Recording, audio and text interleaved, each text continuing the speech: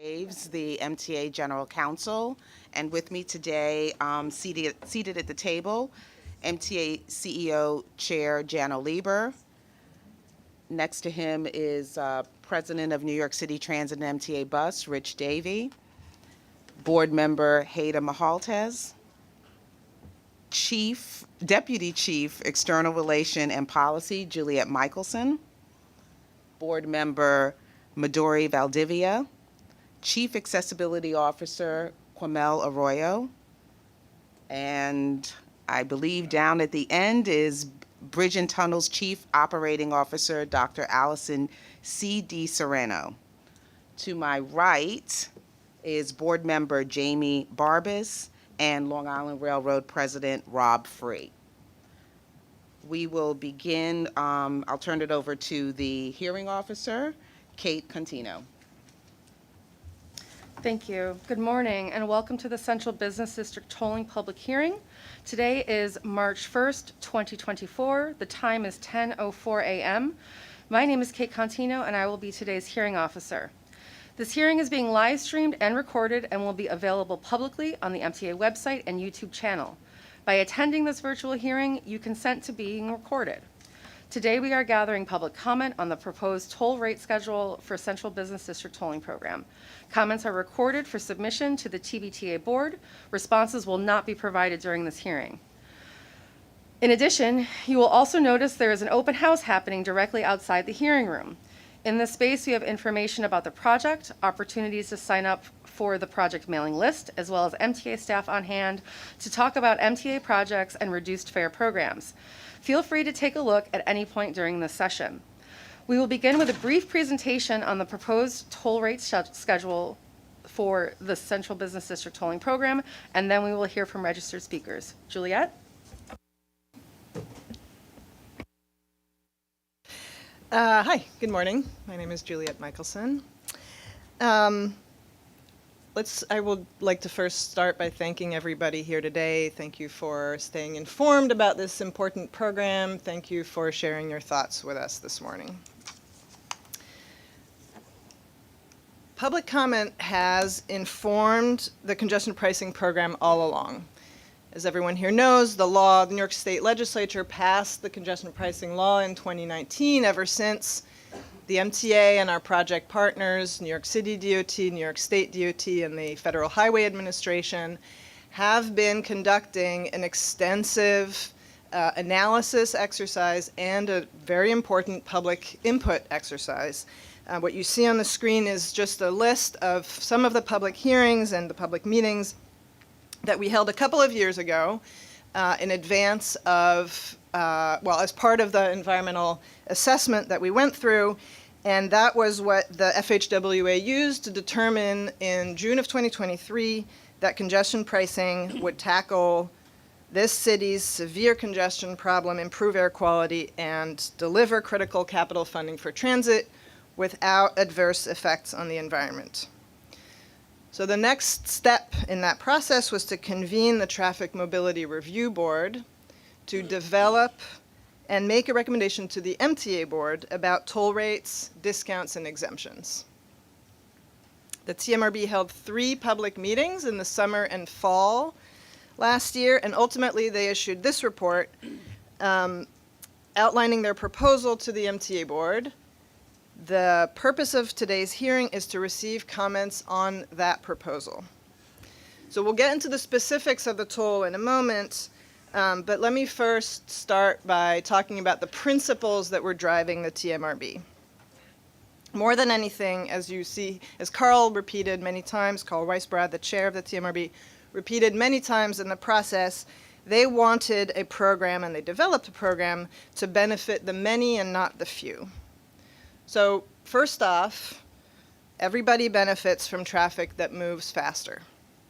Deliveries aren't delayed, people aren't late for meetings, ambulances, fire trucks don't get stuck in gridlock when every second counts. The many are also transit users. The 85% of people commuting into the CBD who take transit, they will benefit from congestion pricing. Today they might be riding a bus or a paratransit vehicle that's stuck in traffic. They'll be able to move faster. or maybe they ride the rails and depend on infrastructure that is in constant need of investment. And for the small minority of commuters who drive, I'm talking about 143,000 people who drive to work in the CBD out of 1.5 million people who work there, even for them, the TMRB made it a priority to create a toll structure that benefited the many over the few. And what do I mean by that? I mean granting a very limited number of exemptions and discounts. We'll talk about this in a moment. But by not picking favorites, by treating everybody the same, they were able to keep the toll low, because the more exemptions they provided, the more everybody else would pay. And keeping the toll low also helps to avoid what we call traffic diversions, vehicles choosing to avoid the CBD and instead driving through other communities. That was another priority for the TMRB. Okay, so with that context, here's the toll structure that we're seeking comment on today.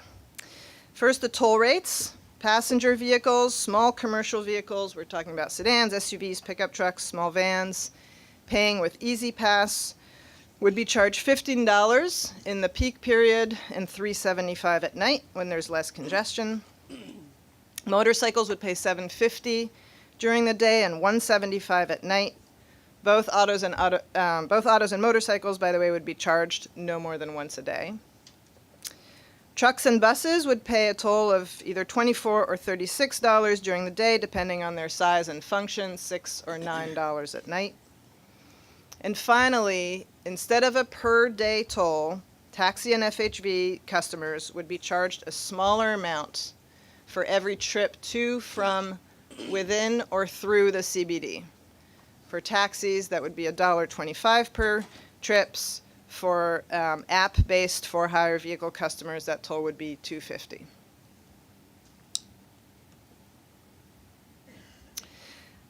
The proposal that we're discussing today also includes a small reduction in the CBD toll, what we call a crossing credit, for vehicles using Easy Pass and entering directly into the CBD via one of the 4 tolled entries, the 4 tunnels. The credit is proposed to be up to $5 for passenger vehicles, $2.50 for motorcycles, $12 for small trucks and intercity or charter buses, and $20 for large trucks and tour buses. Because the CBD would be reduced by 75% during the overnight period, no crossing credits would be offered in those times. Okay, as for exemptions and discounts, again, the program includes very few, but the ones that are there are very important. Some exemptions actually were already set by law. Emergency vehicles, fire trucks, ambulances, police trucks are all exempt in the law. Vehicles carrying people with disabilities also exempt in the law. We made an important announcement earlier this week talking about how we would operationalize that exemption, and it seems to be well received. Other exemptions are being proposed by the TMRB and the MTA for discussion today, namely transit buses and commuter buses, as well as what we call specialized government vehicles. Think about garbage trucks, pavers, snow plowing equipment, that sort of thing. I should also say that we are in dialogue with city officials about other city vehicles that might still fulfill the role of specialized government vehicles. There's also one proposed discount of 50% off the peak period passenger vehicle for low-income drivers after the first 10 trips in a calendar month. Customers will be able to sign up for these discount and exemption plans after the MTA board has officially approved these toll rates. And then I should also say that there are elements of the toll structure that I haven't gone into here. We would be here for another half hour if we went into every single detail, but there are sheets outside that describe the toll rates in excruciating detail if you want it. Okay, in conclusion, I just want to remind folks, and you'll see this on the videos that are out there, excessive traffic congestion has plagued the city for a very, very, very long time. And the movement to reduce that traffic congestion by charging drivers to use the precious space that is Manhattan streets is also decades old. That is what led to the New York State Legislature passing that Traffic Mobility Act in 2019. That is the result of the work of a lot of people over the last couple of decades. And the toll rates that we're discussing today achieve the two main purposes of the law. It will finally address gridlock. With the toll structure proposed, 100,000 fewer vehicles a day are expected to enter the CBD than they do now. Less gridlock means less time wasted sitting in traffic, more economic productivity, faster buses, faster ambulances, faster fire trucks, cleaner air, safer streets. Second, the net revenue from congestion pricing is 100% dedicated to improving transit. Specifically, congestion pricing is going to pay for full ADA accessibility at more than 20 stations. It's going to pay for the electrification of 11 bus depots and the purchase of 250 electric buses. More modern signals on the B, D, F, M, and the AC lines, giving 1.6 million riders more frequent and reliable service. It's going to pay for the long-awaited extension of the 2nd Avenue subway into East Harlem, and many, many other projects that will significantly improve the commutes of the 85% of people who commute to the CBD by transit. That's why we're here today, to discuss these toll proposals. Thank you very much. Thank you. There are 155 speakers registered to speak today. In fairness to each speaker, comments are limited to 2 minutes. At the 1.5-minute mark, the clock will turn red and there will be an audible beep indicating you have 30 seconds left. All registered speakers must adhere to the rules of conduct and decorum. The rules are posted outside this hearing room and available on mta.info. The following rules of decorum shall apply to members of the public who speak at MTA public hearings. The MTA reserves the right to disallow anyone who violates these rules from speaking or continuing to speak and may remove violators from the premises. Speakers shall address their remarks to the chair or meeting hosts and shall not make personal, impertinent, insulting, or slanderous statements about any member of the MTA board or staff or about any other members of the public. Speakers may not use profanity or vulgar language, threaten violence, or otherwise engage in conduct that disrupts the orderly conduct of this meeting. For speakers on Zoom, when your name is called, there will be a brief transition on your screen before you will be able to unmute and enable your camera. You will not be able to unmute or enable your camera until it is your turn to speak. In the event that you miss your name being called, we will call you again after all other speakers in attendance have been called. If you have joined the Zoom under a name that is different than the one you used when you registered and signed up to speak, please identify yourself in the Q&A function. You may also request to speak anonymously. If this is your preference, please indicate in the Q&A function and you will receive further instructions. Those joining on Zoom can turn on cart captioning by using the CC button on the bottom of the screen. Sign language interpreters will appear on screen for all attendees. To hear the translated audio, use the interpretation button at the bottom of the screen. Please note that this live hearing is limited to a total of 120 speakers. Turnout is high, and there may be extended wait times to speak. If you prefer to record your comment on video or in writing, there are members of the MTA board and executive leadership ready to receive public comment in the lobby by the elevators. There are also comment cards. Information about other ways to comment can be found on our website and in the chat function on Zoom. Comments can be submitted through March 11, 2024. All comments carry the same weight, regardless of how they are submitted. All comments will be shared with the MTA board. Please note that this is the second of 4 hearings on this topic. If you spoke at a previous hearing, you will be given another chance to speak after all other registrants have had a chance to provide their comment. Once again, the purpose of this hearing is to comment on the proposed toll rate schedule for the Central Business District Tolling Program. MTA officials present will not be answering questions. They are here to listen. Once you have made your comment, we encourage you to circulate out of the hearing room so others have a chance to come in. We will be taking a brief break every hour to give everyone the opportunity to circulate. We will now begin the public comment portion of today's hearing. I'd like to note for our speakers in the room, there are 2 microphones, one on either side. Please approach the one that is closest to you when I call your name. Today, our first speaker will be Assemblymember Deborah Glick, followed by Assemblymember Zoharan Manouch.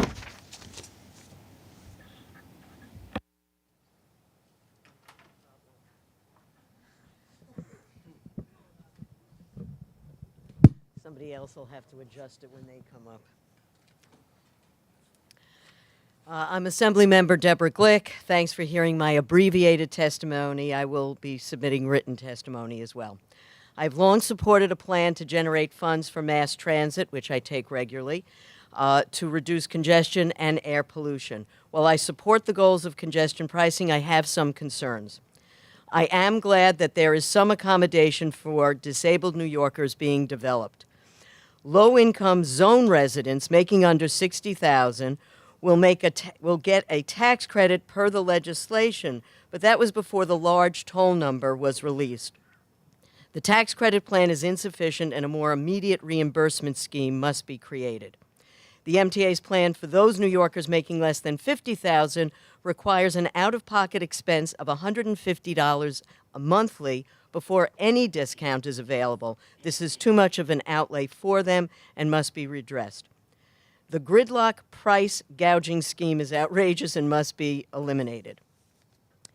The acknowledged increase in air pollution for the Lower East Side must be mitigated, and right now there is no clear plan to do so. That must be fixed. The city lifted the cap on the number of ride-share cars, guaranteeing limited change in congestion, especially in popular downtown neighborhoods like mine. Finally, residents will pay more for goods and services despite projections, and if they use their cars to leave the zone, they will be charged to come home, unlike others in New York City who will be benefiting also from the transit upgrades, which are essential. There must be an exemption or a discount of some sort for residents, as is provided to Staten Islanders and others when they are going home. Thank you. Thank you. Our next speaker is Assemblymember Mondani, who will be followed by Patrick Finnegan, followed by Michael Shriber.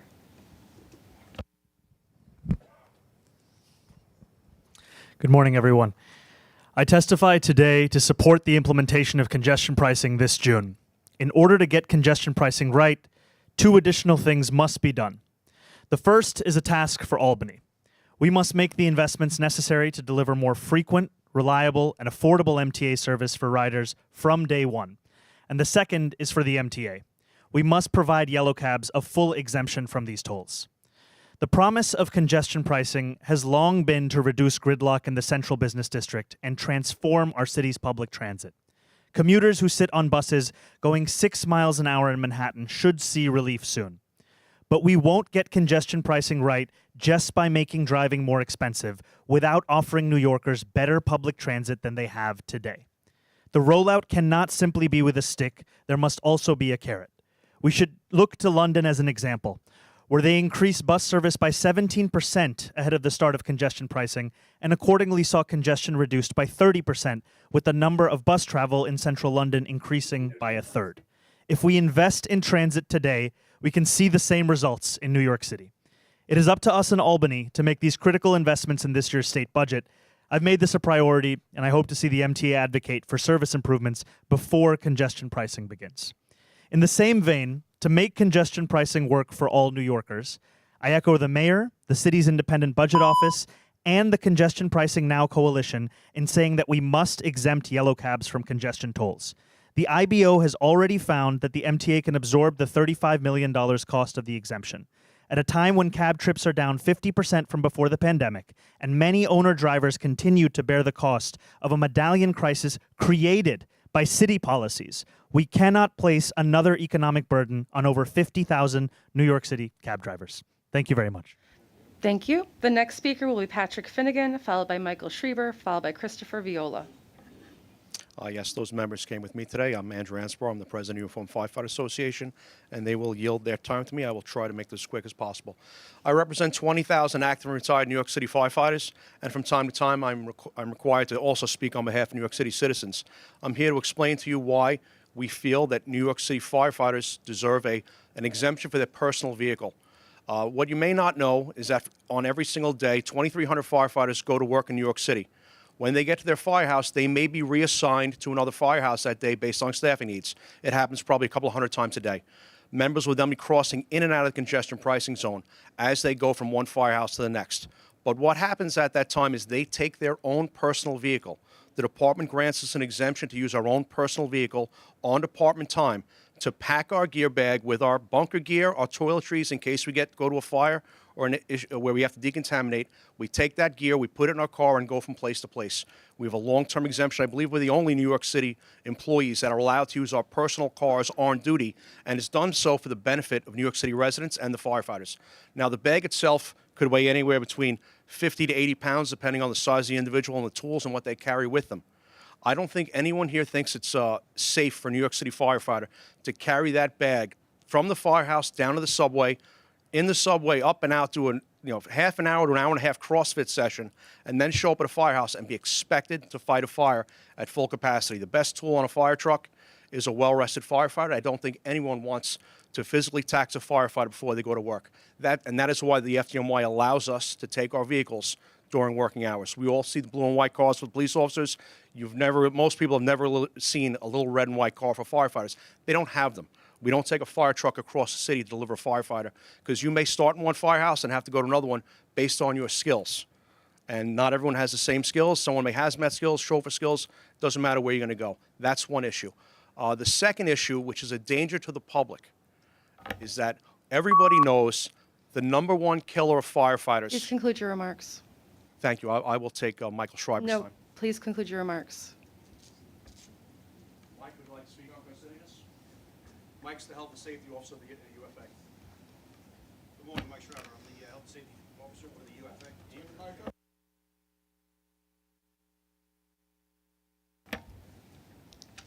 It is 2 minutes per speaker, and you yielded your time. Yeah, Pat Feeney yelled to me. Okay, your name, sir? Michael Shriber. Our next speaker will be Michael Shriber. Good morning. My name is Michael Shriber. I'm the Health and Safety Officer for the Uniform Firefighters Association. Our members know the dangers of the work that they do. They run into burning buildings. It's not the #1 killer of firefighters. That's cancer. That comes from the bunker gear that we wear, the off-gassing that takes place, and the smoke and the carcinogens that are in that gear that we will now be bringing onto subways with your children and your parents. These bags, we weren't allowed to bring them up here because, I don't know, they contain carcinogens maybe. But these bags are going to be all over the city, in every bus, on every train, with members on it. That gear, when cleaned, the standard is only 50% needs to be taken out.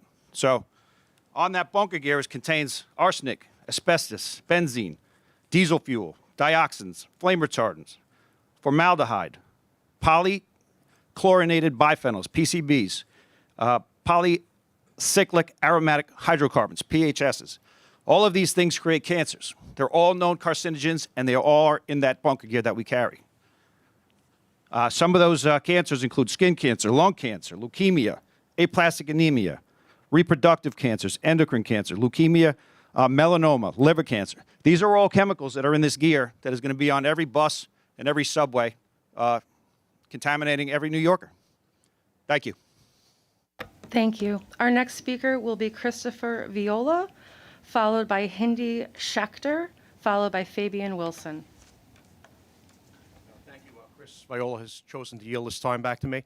You had stated earlier that you expect the congestion pricing to reduce the number of vehicles in the city by 100,000. This would in the zone.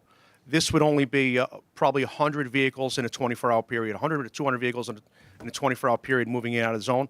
We feel that an exemption for firefighters is warranted for the safety of the firefighters, safety of the citizen, and also the safety of members riding on the system.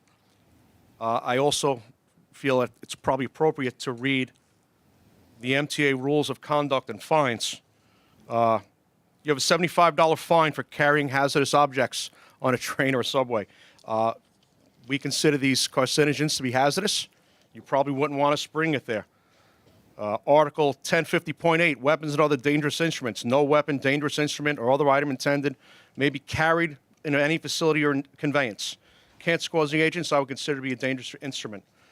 You also have disorderly conduct. No person in any facility or conveyance shall create a nuisance, hazard, or unsanitary condition.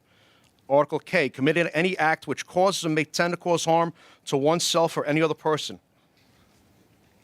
So these bags, after a firefighter goes to a fire, they're covered in, the gear in them is covered in carcinogens, and they off-gas. As you're in a pressure cooker of a fire, the contaminants get into the gear, and it takes days for them to off-gas out. You then take that gear and place it on a train, a confined space, and you stand next to someone who may have difficulty, already asthma or already a lung issue. You're causing an acute issue that may cause them to have an asthma attack or a reaction where they may have an episode on the train. It's dangerous to do this. We have our own members, after they go to a fire, have many lung issues immediately and acutely. We think it's dangerous for you to have us bring these things on the train. Your own regulations would fine us to bring on the train, and we were just asking for an exemption to allow us to continue the long-standing tradition of FDNY members using their own personal vehicles at their own expense for the betterment of the city and the citizens of New York. Thank you. I appreciate the time. Thank you. Also, I'll give you my card. Our next speaker is Hindi Schachter, followed by David Paul Gerber. You're the lawyer. I'd like you to read that. For our Zoom speakers, please keep an eye out for your cue to turn your microphone on. The next speaker is Hindi Schachter, followed by David Paul Gerber.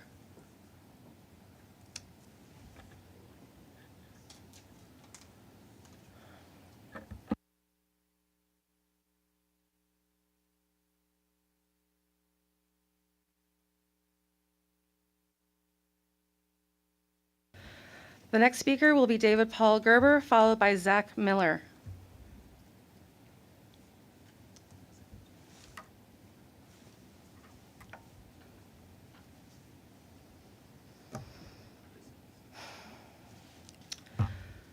For our Zoom speakers, please keep an eye on your screen for the prompt to unmute your microphone. David Paul Gerber, followed by Zach Miller. Hello, everyone. Hey, hi, how you doing? Hi, this is a screen here, the Barry Parking Garage. Now I got it here. The MTA owns this garage here. It's in the congestion pricing zone, right near the Hero Carry Tunnel at the southern end. So guess what's inside the garage right now? As we go a little bit further, and this is the MTA's own garage.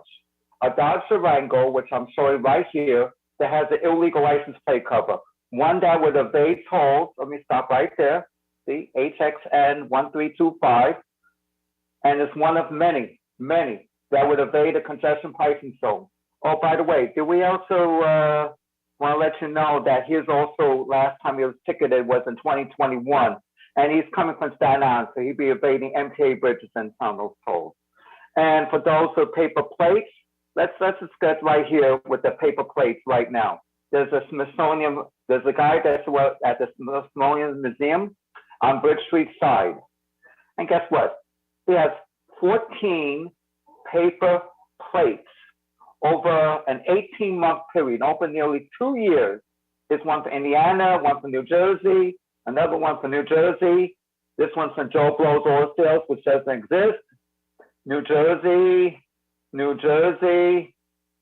Indiana, another one. Oh, here's one. October 5th, it was expired. It's 30 days, and it's issued on May 20th. That's way more than 30 days. And when I spoke to NYPD officer about all these, as you can see right now, let's see. Oh yeah, look at this. Vehicle checks out. It's one of the security guards to the booth. Paperwork checks out on the vehicle. After the third fake temporary plate. And after that, he had 11 more. So do something about these temporary plates. Do something that you're harboring inside the MTA garage, which you own first. Thank you. The next speaker is Zach Miller. My name is Zach Miller. I am the Director of Metro Region Operations for the Trucking Association of New York. The trucking industry is the lifeblood of New York City's economy. Every day, the industry delivers food, water, medical supplies, clothing, construction materials, and more to keep the city moving. Without trucking, New York City would stop running. So why are trucks, who have no choice but to enter the CBD each day at the time their customers demand, charged more than cars who by and large have a choice? Last I checked, you can't deliver freight via subway. The argument that trucks take up more space does not hold up when weighed against both their economic essentiality, about 90% of freight is distributed via truck, as well as the fact that trucks account for only a small fraction of the overall traffic that enters the CBD, about 9%. They are not the cause of congestion. Adding a congestion fee to truck trips every time they enter the CBD will primarily hurt New York's small local trucking companies who cannot afford to absorb these costs. They will have no choice but to pass the cost on to their customers, most of which are also small businesses. Ultimately, this will get passed down to the consumer, just increasing even more the cost of living in New York City. A food and beverage distribution company who is a member of ours laid out the number. The segment of this segment of the industry operates on a 15% markup. A $24 delivery cost increases by $3.60. If the charge goes up to $36, it's an extra $5.40 per delivery. Small distributors like him currently charge about $6 per delivery. So under the new proposal, they'll have to charge $9.60 to $11.40 in the congestion pricing zone. Businesses must choose from two terrible options: absorb the costs or pass it on to their customers by charging 15% above the new rate. This could make or break them. I implore you to reconsider the way in which you are proposing to charge the trucking industry. The current plan will hurt small businesses and cost jobs, something New York can ill afford. Thank you. Thank you. Just a reminder that this room is at capacity. Once you have spoken, we do encourage you to exit, go to the open house, check out the resources available to you so that we can fit more speakers in this space to be heard. Did you have an announcement? Did General Counsel have an announcement? No, excuse me. All right. Next up, we will have Eric Dioguardi, followed by Dennis Tevter, followed by Jim Brossi.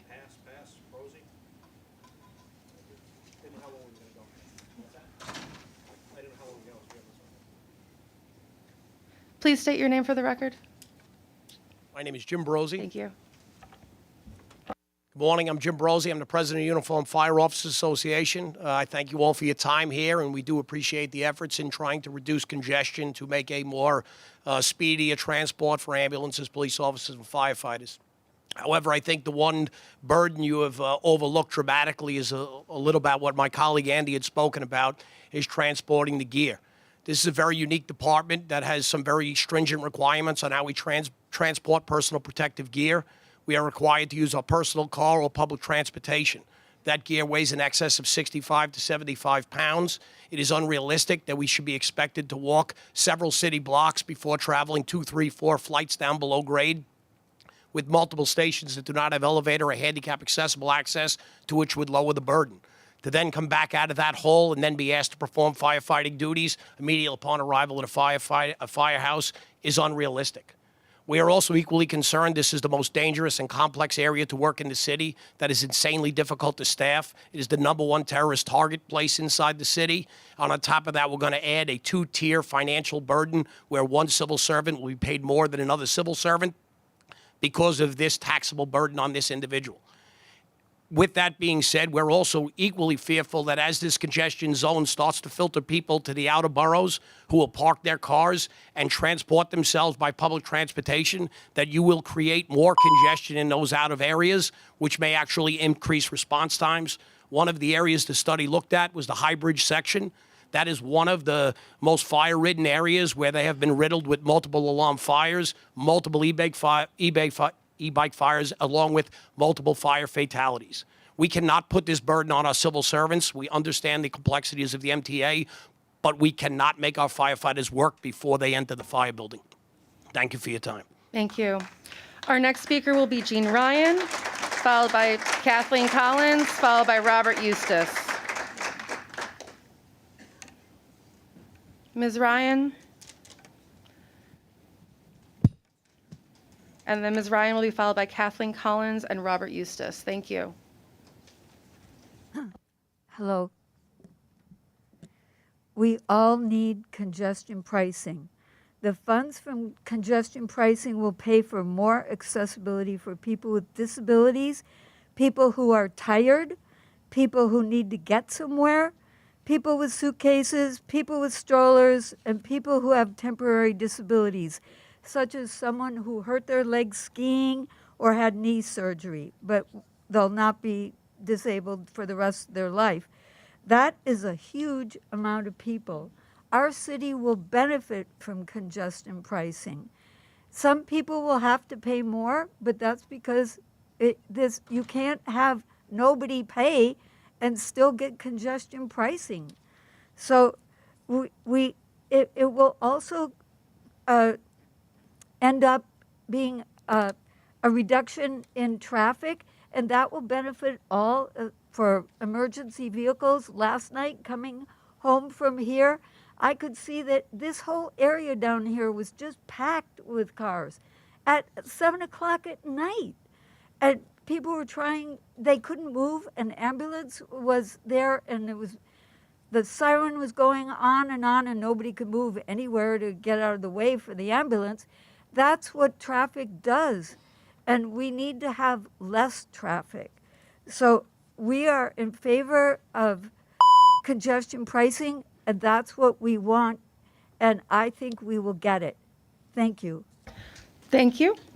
The next speakers are Kathleen Collins, followed by Robert Uustus.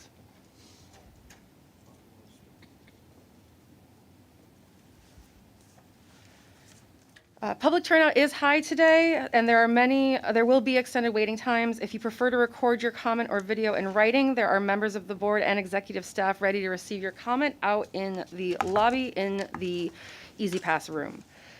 Our next speaker is Kathleen Collins. Good morning, everyone. I am a native New Yorker and a congenital quadruple amputee. Over half my life, I lived in Queens, New York, and for the past 25 years, I have lived in Manhattan in the congestion pricing zone. For approximately 40 years, I have paid taxes on both the federal, state, and local level for many services that I cannot access. My taxes on the federal level have gone to support programs and services in Connecticut, New Jersey, as well as other parts of New York State. So, too, I will have to pay one way or another for congestion pricing because I live in the zone. But I am willing to do so because I know the end game is an accessible subway system, something that I have dreamed about since I was a little girl. I may not see the completion of accessibility in the subway system, but I am willing to pay for it so that future disabled New Yorkers can use the subway system like everyone else. Let us be clear that those who oppose congestion pricing have put a price on my civil right to access the subway system, which saddens me to my core. All I'm asking for is that people recognize that my civil rights are priceless and that putting a price on my civil right to access the subway system is deplorable. The same legislators that complain about congestion pricing are the same legislators in New York State that have for years underfunded the MTA for providing accessible stations to all New Yorkers. I pay taxes, I have a driver's license, and I have always voted since I was 18. I have supported everyone who is against congestion pricing. Now I'm only asking that you support my civil right to travel freely. Support me and your own civil right, because someday you may become disabled, to ride the subway system. Support congestion pricing. Thank you. Thank you. The next speaker will be Robert Uustus, followed by Assemblymember Shamahee, followed by Assemblymember Elizabeth Gallagher. Hello, my name is Robert Uustus. I'm the Vice President of the Uniform Firefighters Association, and I appreciate both my previous colleagues said before too. Let's say what this really is about, to what congestion, where the traffic is coming from. If you're a real New Yorker, the roads outside, they used to be 3 lanes. They're 1 lane. And the cars are doubled. Lyft and Uber, you've doubled. This is not rocket science to think about what happened here. And no one's paying the toll. No one's paying for the subway ride. That's the problem. And now working class people, this is now trickled down, are now going to pay that toll. That's what we're doing here. And now firefighters now are going to now have to pay a toll, and now they're going to have to carry 80 pounds of gear onto a subway And now they're going to be late. And now they're going to be tired. And now we want everybody to have access. I want her to be able to have the subway access. I want the handicap access for that. We want that. But by doing ridiculous things, like now having firefighters carry their gear bags into a subway, onto a bus, delaying them hours to get to their assignment, is not the answer. Maybe people should pay for their ride. Maybe we should start there. You took a 3-lane road, you put a bus lane and a bike lane in. This is not going to make fire trucks get to fires faster. De Blasio had an idea, he had a pilot program. He wanted to have mopeds on 14th Street for EMS and for emergency vehicles. That sounds great. I can't put 5 firefighters on a moped and 500 gallons of water or ladders on it. It just doesn't work that way. That's not how it's going to work. This is already slowing us down. That's why New York City is slow. You double the cars and you cut the roads in half. That's why there's traffic outside. And now you're going to have a small percentage. You said millions and millions take public transportation and a few hundreds are driving. You're punishing the working class people of the city. And now the trickle-down effect is public safety. Thank you. Thank you. The next speaker will be Assemblymember Shamahee, followed by Assemblymember Emily Gallagher. I'm Assemblywoman Shamahee, and I, alongside with my colleagues Senator Gordon Johnson and Assemblywoman Ellen Park, represent the 37th Legislative District in New Jersey. I'm here today on behalf of my entire district to firmly oppose the MTA's congestion tax. My district is home to George Washington Bridge and many daily commuters. In 2019, the Regional Plan Association reported over 400,000 hardworking individuals crossing the Hudson for their daily commute. These New Jerseyans are powering our regional economy and contributing to the vitality of both our communities. Yet, they will be the ones who will bear the major brunt of the congestion tax.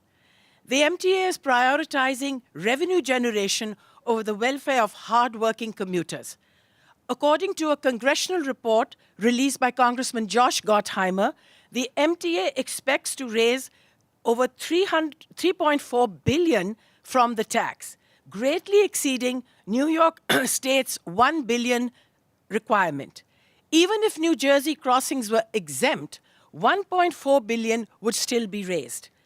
This blatant money grab represents a huge financial burden on New Jersey commuters, while neglecting their health and stability. Additionally, the anticipated increase in traffic, particularly trucks avoiding the tunnels, will lead to increased toxic air pollution in my district. Our residents deserve clean air and a safe environment.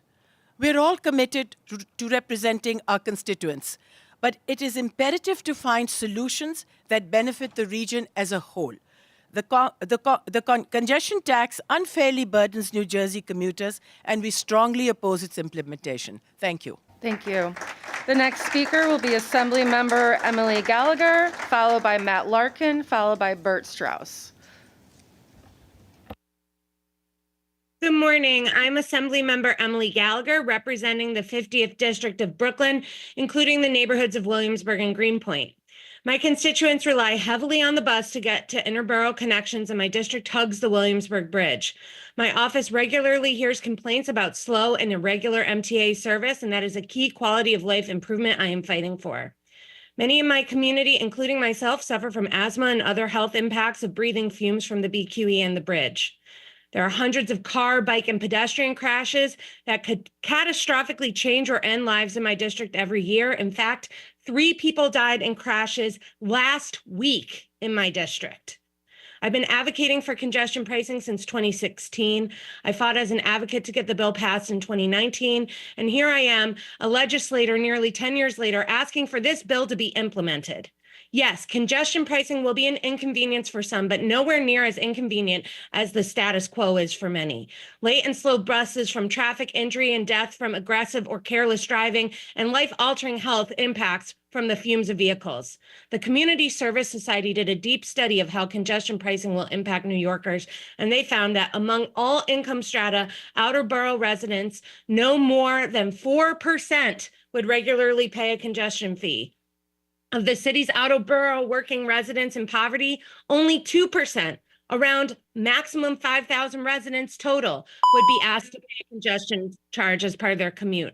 Outer residents in poverty are nearly 3 times as likely not to have a car, and the majority of low-income residents in the outer boroughs rely on subway and bus transit to reach their jobs. For New Yorkers to continue to thrive and improve, we need deep investments in speed, regularity, and service of our transit system. Congestion pricing is a win-win for working people, and we must implement it as soon as possible. Thank you. Thank you. Our next speaker will be Bert Strauss, followed by, Matt Larkin, followed by Bert Strauss, followed by Philip Padillas.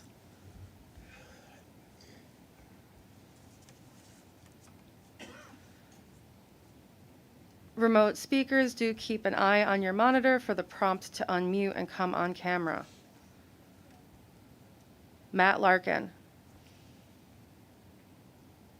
Hello, everyone. This is Matt Larkin with Compliance and Research Services in New Jersey. We urge the MTA to work with the regional MPOs to develop programs to reduce toxic pollution from commuter vehicles and to reduce their litigation exposure. Several lawsuits against the Fonzie are claiming there is insufficient mitigation of pollution. We agree that 2/3 of the funding in Table 2 is for mitigation measures with negligible impact on reducing toxic pollution. If we review published data and science, better choices can be made. For example, enhanced vegetation in parks will not reduce pollution by much. A 2018 report by the Air Quality Expert Group in the United Kingdom found that vegetation and trees are beneficial for air quality, but they are not a solution for the air quality problems at a city scale. Air filters in schools will have no impact on carbon monoxide, VOCs, and NOx.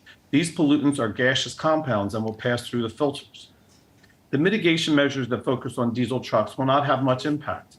The data in the New York State implementation plan for ozone shows that in the New York City area, for emissions from mobile sources, gasoline vehicles account for 80% of VOCs, 38% of NOx, and 50% of PM 2.5. Diesel tractor trailers account for much less, just 3% of VOCs, 17% of NOx, and 13% of PM 2.5.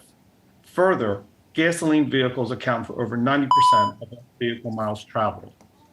The Ozone Transport Commission is a federally mandated board which advises the EPA on ozone mitigation projects.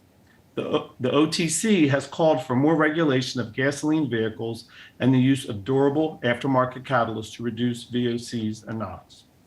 We urge the MTA to implement the installation of durable supplemental catalytic converters on gasoline vehicles. Catapass is a supplemental catalytic converter that has been EPA verified to reduce. Our next speaker will be Bert Strauss, followed by Philip Papalias, followed by Brian Concannon. Bert Strauss, please unmute.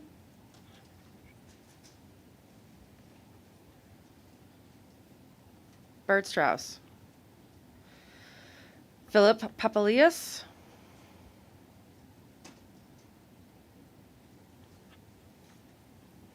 Philip? For our remote speakers, do please make sure you are identified by the name you registered under. If you are signed in under a different name, please communicate that to our team using the Q&A function. We will recall names at the end after all speakers have had a chance to speak. Hi, I'm on Philip Elias. Can you hear me? Please go ahead. Thank you. Hey, thank you. Hi, my name is Philip Elias, and I'm a lifelong resident of the Bronx. Like most outer borough residents, I take the subway to work every day, but I am against congestion pricing. The MTA's own assessment shows that the Bronx will get more traffic and pollution from this, yet it is ignored by the quote advocates. This is saying as if it's okay for kids in the Bronx to get more traffic. It's not. It's almost as if the residents of the Bronx don't matter as long as the residents of the more wealthy parts of Manhattan get their quiet streets and people from gentrified Brooklyn can ride their bikes in peace. Many of these groups will talk about environmental justice but are okay with this and will offer things like air filters, which a previous speaker just said aren't effective. And as if that's okay. This city has let tens of thousands of for-hire vehicles clog our streets. Yet reducing those cars has not been the primary source to reduce congestion, which raises questions about the true intent of this plan. Instead, they want to go after the food cart vendors whose depots are here in the Bronx. and the residents of the less wealthy outer boroughs. We all know that these 4 hire vehicle companies have supported this plan and are funding a lot of the quote advocates who support it. The fact that this also applies to nights and weekends shows that this is not about congestion, but it is a money grab. Many nights I drive into Manhattan to pick up my teenage son after some late night after school activities, and it takes me 20 minutes to get him, but it would take him over an hour with the subway. Remember, this is not a law that passed in the regular manner. It was snuck into the budget in 2019 because they know that this would not have passed on its own merits with a normal debate. This plan will just hyper-gentrify Manhattan and kill off any remaining working-class neighborhoods such as Chinatown. This is not what New York City needs. There are many better ways to fund transit, maybe tax some of these wealthier people instead of the backs of the outer borough residents. Thank you for allowing me to speak. Thank you. Next up, we have Brian Concannon, followed by Robert Merfeld. To whom? I'm sorry, there's Yeah. no yielding of time. Only registered speakers can speak. So if you've registered, then you can speak. So the registered speaker should come forward when your name is called. Kate, who's the next The next person? speaker will be Robert Merfeld.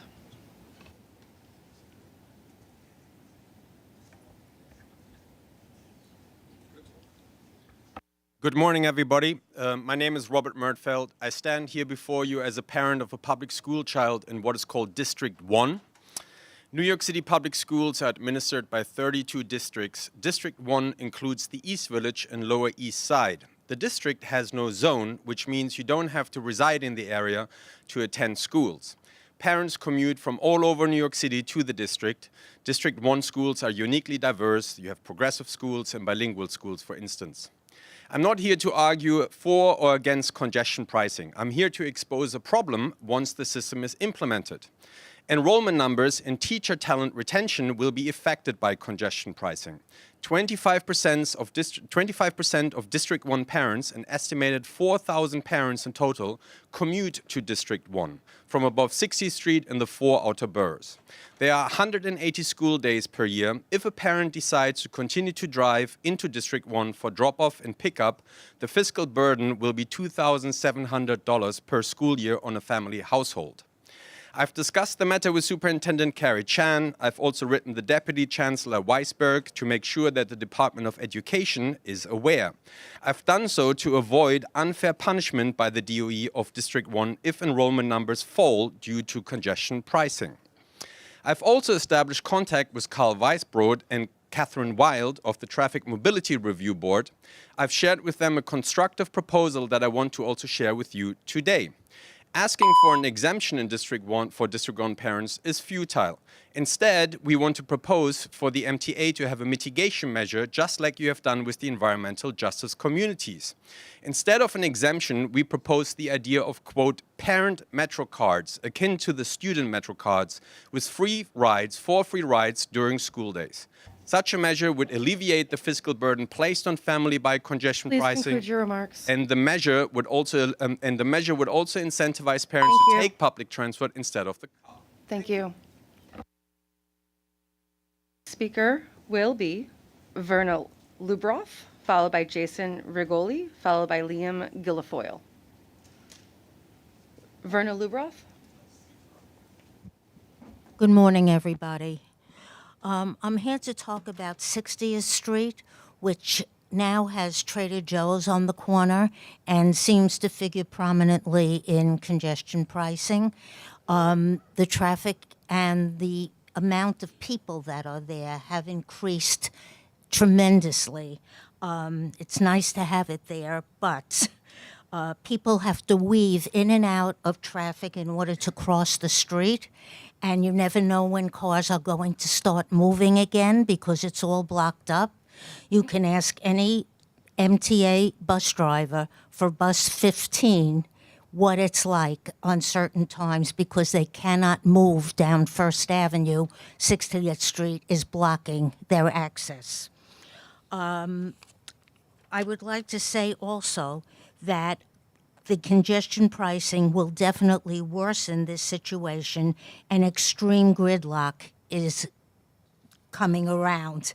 Many people have to use their cars because they don't have access to public transportation. They live in areas where there is no public transportation.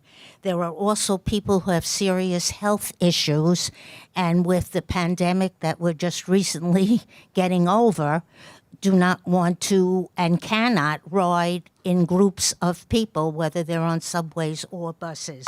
So I would like to just say that this will be financially very difficult for all the people in the tri-state area, which includes New Jersey, Connecticut, and New York. And I really hope that you would reconsider what your price situation is for congestion pricing. Thank you very much. Thank you. Next up, we have Jason Rigoli, followed by Liam Guilfoyle, followed by Jason Anthony. Last name Rigoli. Jason. Okay. Next, Liam Guilfoyle. Liam. Okay, Jason Anthony. Good morning, everyone. Jason Anthony from the Long Island Railroad 88 Task Force. Let's do some fact checking about congestion pricing. I live in Boerum Hill, Brooklyn. I often go to NYU Langone on 34th Street for medical appointments.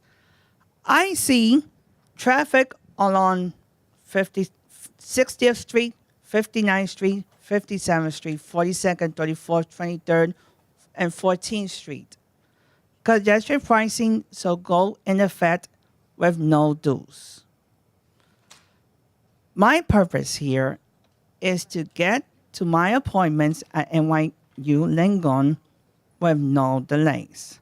But what happens here? I often see fire trucks, ambulances, police cars held up. Because guess what, folks?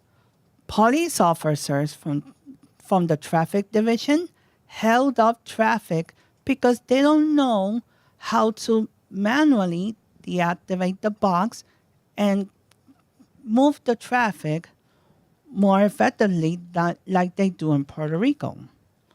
That's why we need congestion pricing to move forward, because firefighters need to do their job effectively and quickly. Ambulances need to save lives in a quicker fashion, and police officers need to resolve crimes in a quicker fashion. This is why we need congestion pricing, because we need more elevators, we need modern stations, we need modern signals, we need more modern system. That's all I have to say. Thank you, Kate. Thank you. Next up, we would like Mike Tracy, followed by Bert Strauss and Jack Connors. Good morning. Thank you for allowing me to talk, to be the first firefighter to talk this morning. I appreciate the time.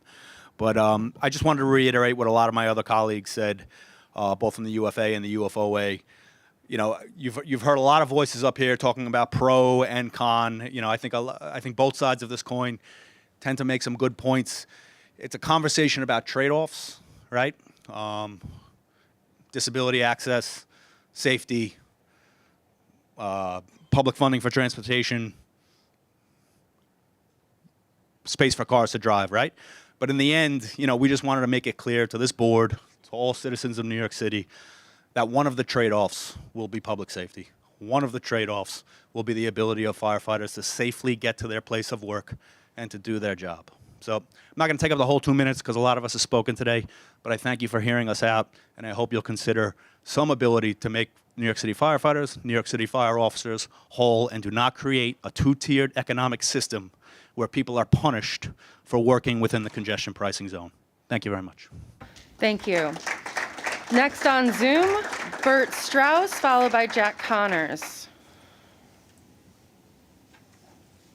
Please begin.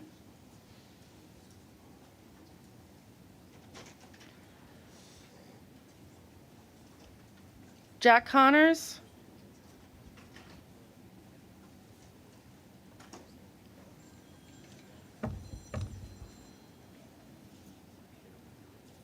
Okay. Let's try Ryan Christman, followed by Andy. Please go ahead, Mr. Connors. Thank you. Good morning. I'm Jack Connors, Research and Communications Associate at the Permanent Citizens Advisory Committee to the MTA, PCAC.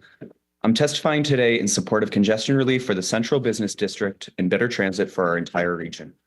The TMRB recommendations unveiled a few months ago constitute an equitable, common sense approach to this program that meets the statutory requirement of $1 billion in annual revenue, generating $15 billion for our capital program once bonded.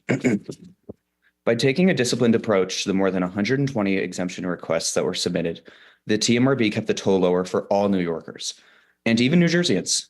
We were pleased to see different fare structures for motorcyclists, equitable exemptions for people with disabilities, and a commercial vehicle tolling structure that will encourage more overnight deliveries.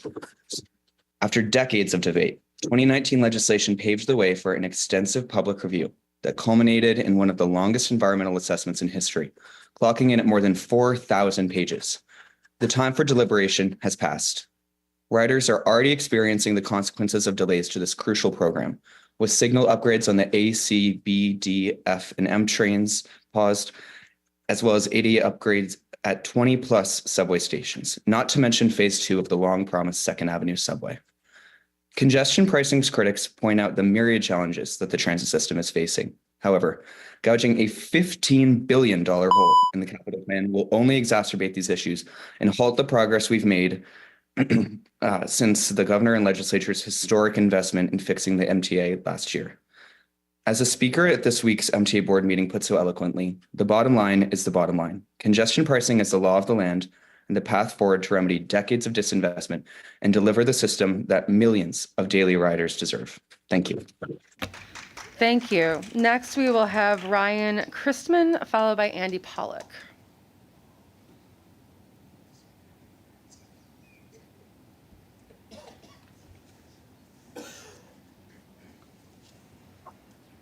Speaker Christman, please accept the prompt to unmute and begin your testimony.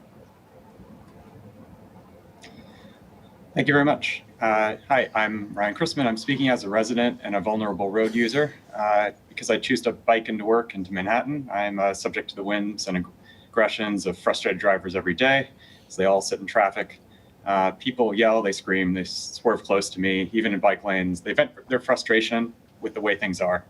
I understand why they vent their frustration in the sense that people are very frustrated with the current state of affairs. We have absolute gridlock out there.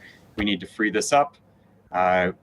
Meanwhile, I'm breathing in the exhaust of cars and trucks, many of which don't necessarily need to be there. The drivers aren't happy. I'm not happy. And we're all sitting in, more pollution than we need to be. Congestion pricing can change all of this. Less frustrated New Yorkers, cleaner air, better health.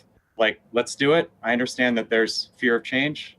And some people are sowing some doubt. I understand that there may need to be refinements after we implement this, because we're going to find out, we're trying something new here for New York.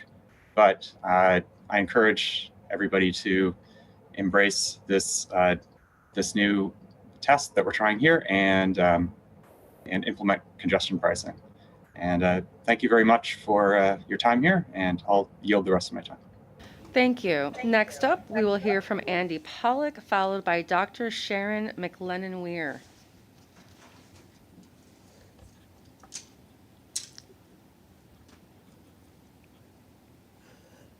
Andy Pollock.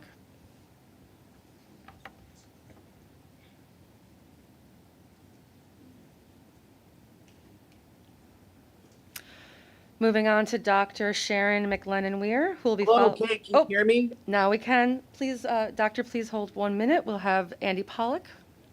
Please go ahead. Sorry about that. There's an online delay. Hello, Andy Pollock here. Good morning from Passengers United.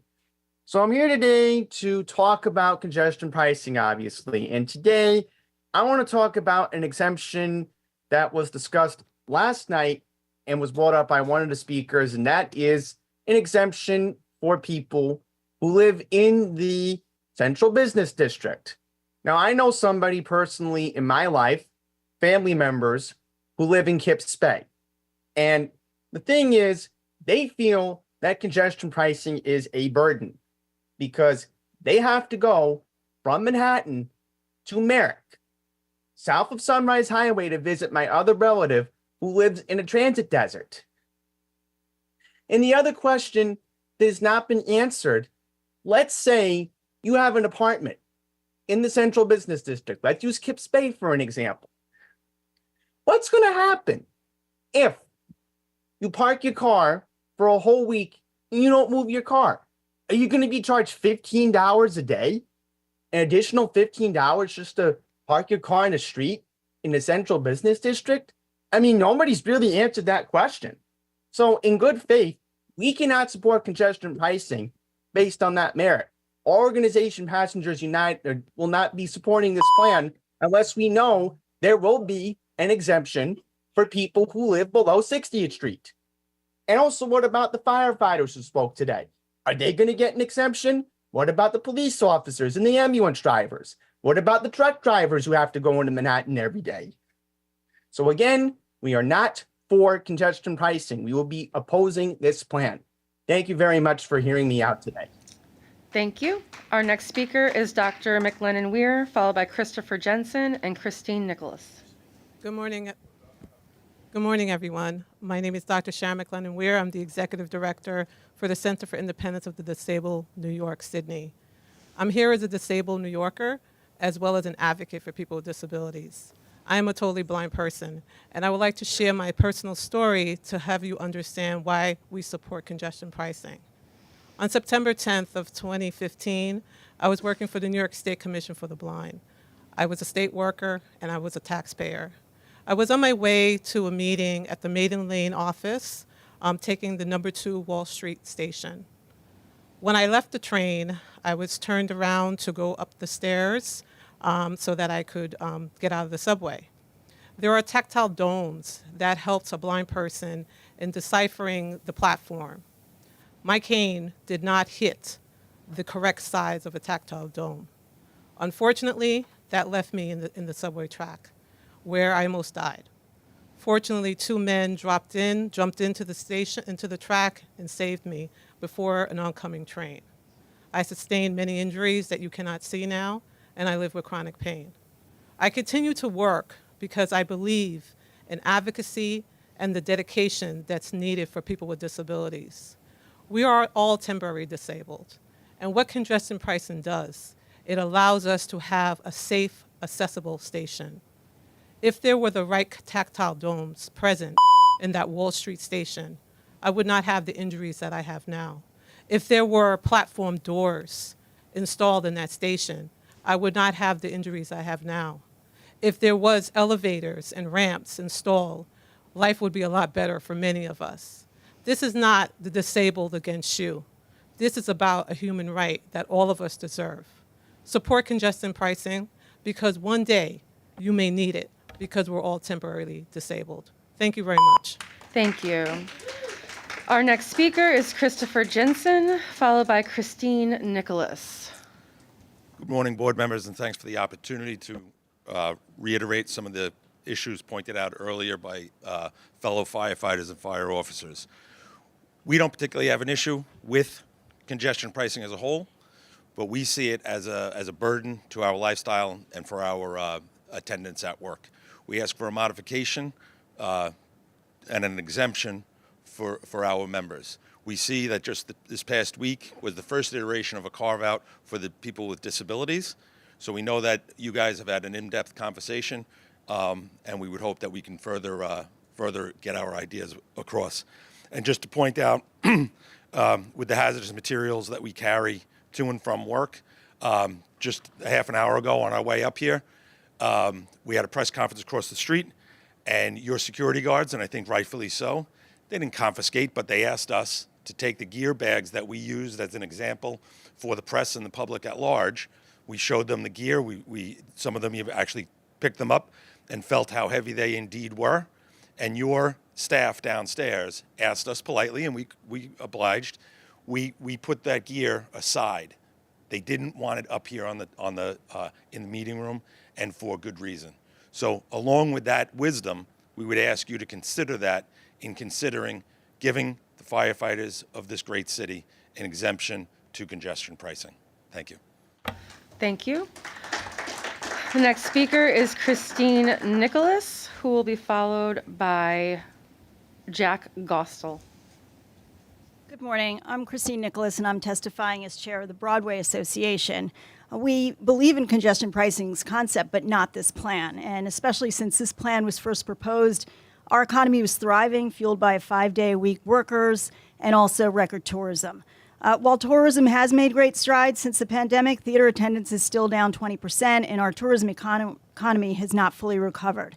2019 welcomed a record 66 million visitors, yet last year we welcomed 5 million fewer visitors and $2 billion fewer dollars, and 40% of tourists are tri-state day trippers, many arriving by bus or car.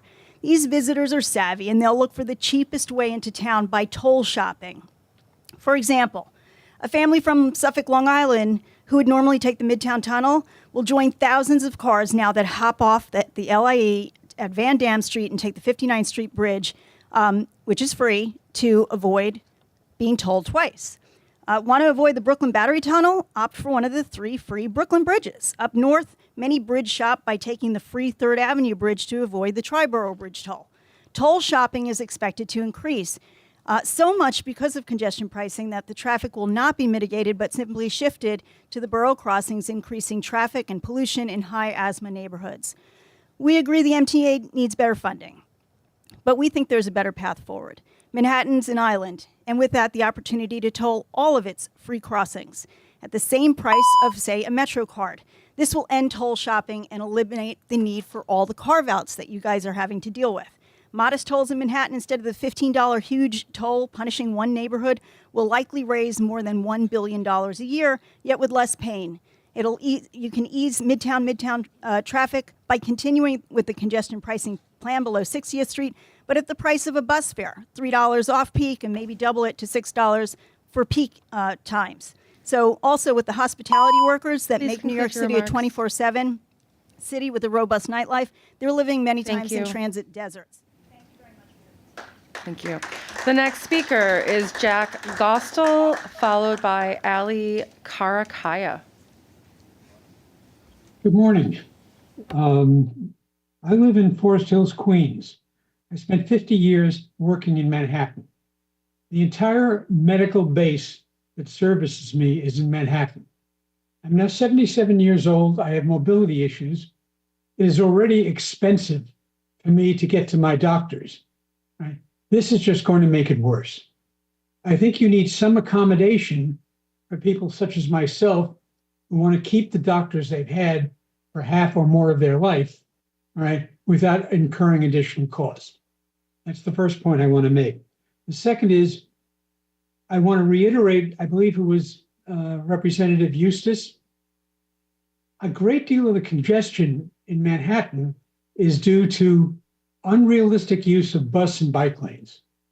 To choose the most egregious case, if you drive down Broadway in the 20s, Broadway is reduced to a single lane.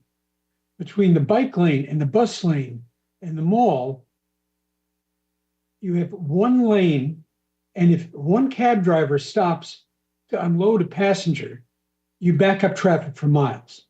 Now, that is just typical. Right? It's just unrealistic planning, and somebody should take a look at, drive through Manhattan, look at the bus lanes, look at the delivery vehicles parked in bus lanes, forcing the buses out into the main traffic flow, and so on. Those are my 2 points. Thank you. Thank you. Next, we will hear from Ali Karakaya, followed by Patrick McClellan.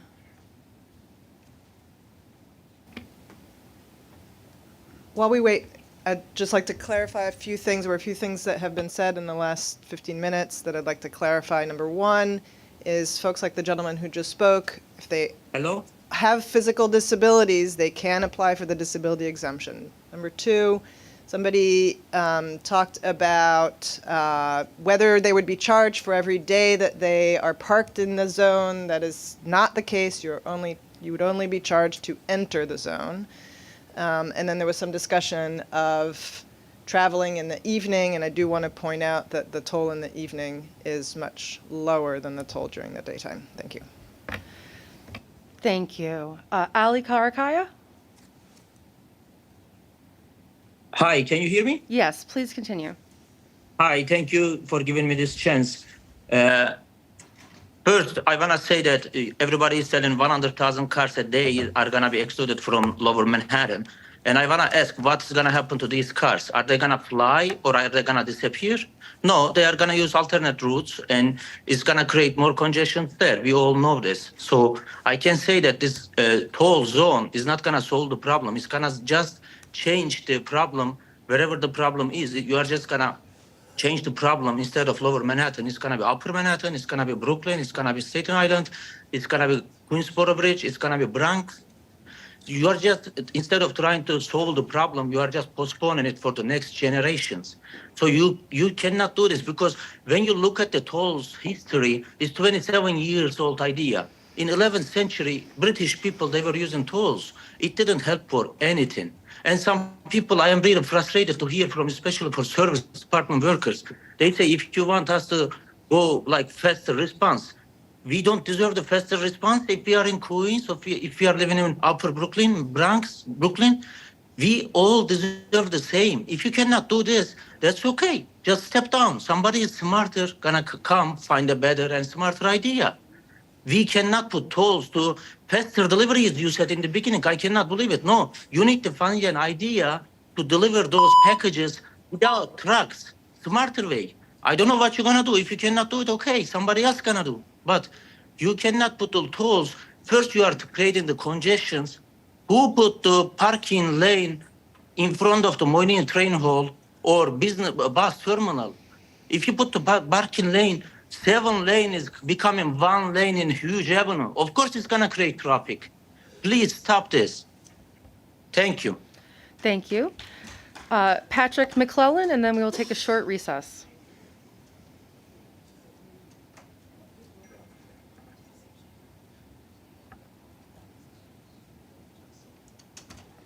Hello, thank you for the opportunity to testify. My name is Patrick McClellan. I'm the Policy Director for the New York League of Conservation Voters, a statewide environmental advocacy organization. Congestion pricing is a long overdue policy that will reduce traffic congestion and air pollution and raise critical revenue to upgrade the entire MTA system, including the commuter rail systems. The proposed tolling schedule strikes the right balance of providing necessary exemptions while still raising the statutorily mandated funds for the MTA capital plan without having an unnecessarily large base toll. Furthermore, NYLCV strongly supports the recommendation that off-peak tolls be 75% lower than peak tolls, because by incentivizing more freight deliveries to be made overnight, this discount can increase the emission reduction benefits of congestion pricing. It's also worth stressing that the MTA can always revisit the tolling schedule in the future if any part of it is found to not be working as intended. For instance, in the future, NYLCV would like to see consideration for tolls on trucks that are more closely tied to their emissions profile, with higher tolls on more polluting trucks. Congestion pricing is critically important to meeting New York's climate and public health goals. First, it will reduce vehicle traffic into Manhattan, including truck traffic, and result in a net reduction in air pollution and greenhouse gas emissions in the metropolitan region. To the extent that any traffic is diverted to other areas, the approved environmental assessment already accounts for mitigation of this diverted traffic to ensure that we are not simply moving pollution from one borough to another. Second, it will raise vital funds for the MTA's transition to a 100% electric bus fleet, hardening of mass transit to the effects of climate change and extreme weather that could, if left unchecked, cause billions of dollars of damage to MTA properties and systems, and upgrades to the MTA system that will ultimately allow for more frequent and reliable service. It is not possible to achieve our climate goals in New York without the kinds of investments in mass transit that will be enabled by congestion pricing. Thank you. Thank you. We have reached an hour of public comment. We will now take a 10-minute pause. Members of the public are encouraged to visit our information tables that are out in the lobby just outside the hearing room. If you are a registered speaker and would prefer not to wait, you may record your testimony in the lobby area. Please see a staff member for instructions on who to provide those comments to.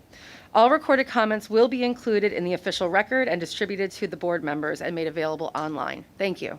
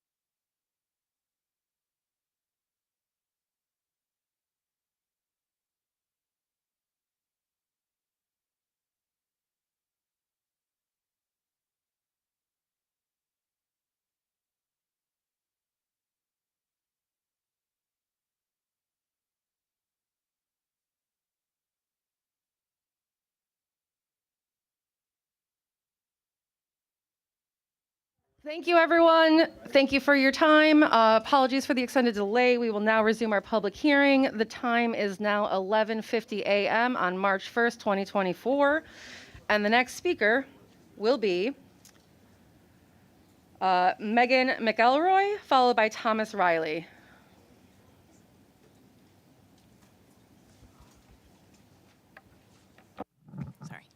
Good morning. My name is Megan McElroy. I'm the Communications Associate for Regional Plan Association, and I'm here today to comment in favor of congestion pricing. RPA has been, 5 feet tall.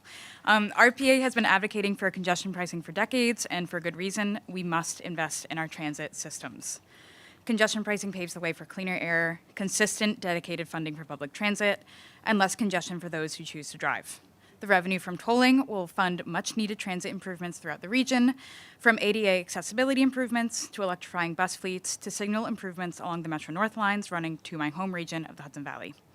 It is a program that benefits all residents of the tri-state region. RPA does continue to advocate for equalized tolling at all crossings into the CBD to prevent toll shopping and for a higher toll credit for those already paying a fee to cross into the CBD. That said, congestion pricing is good policy based on thorough research, sound theory, and successful global precedents. My colleagues at RPA and I urge the MTA to implement the Central Business District tolling program as quickly and as efficiently as possible. The benefits that come from starting congestion pricing cannot be overstated, nor can they be delayed any further. Thank you so much.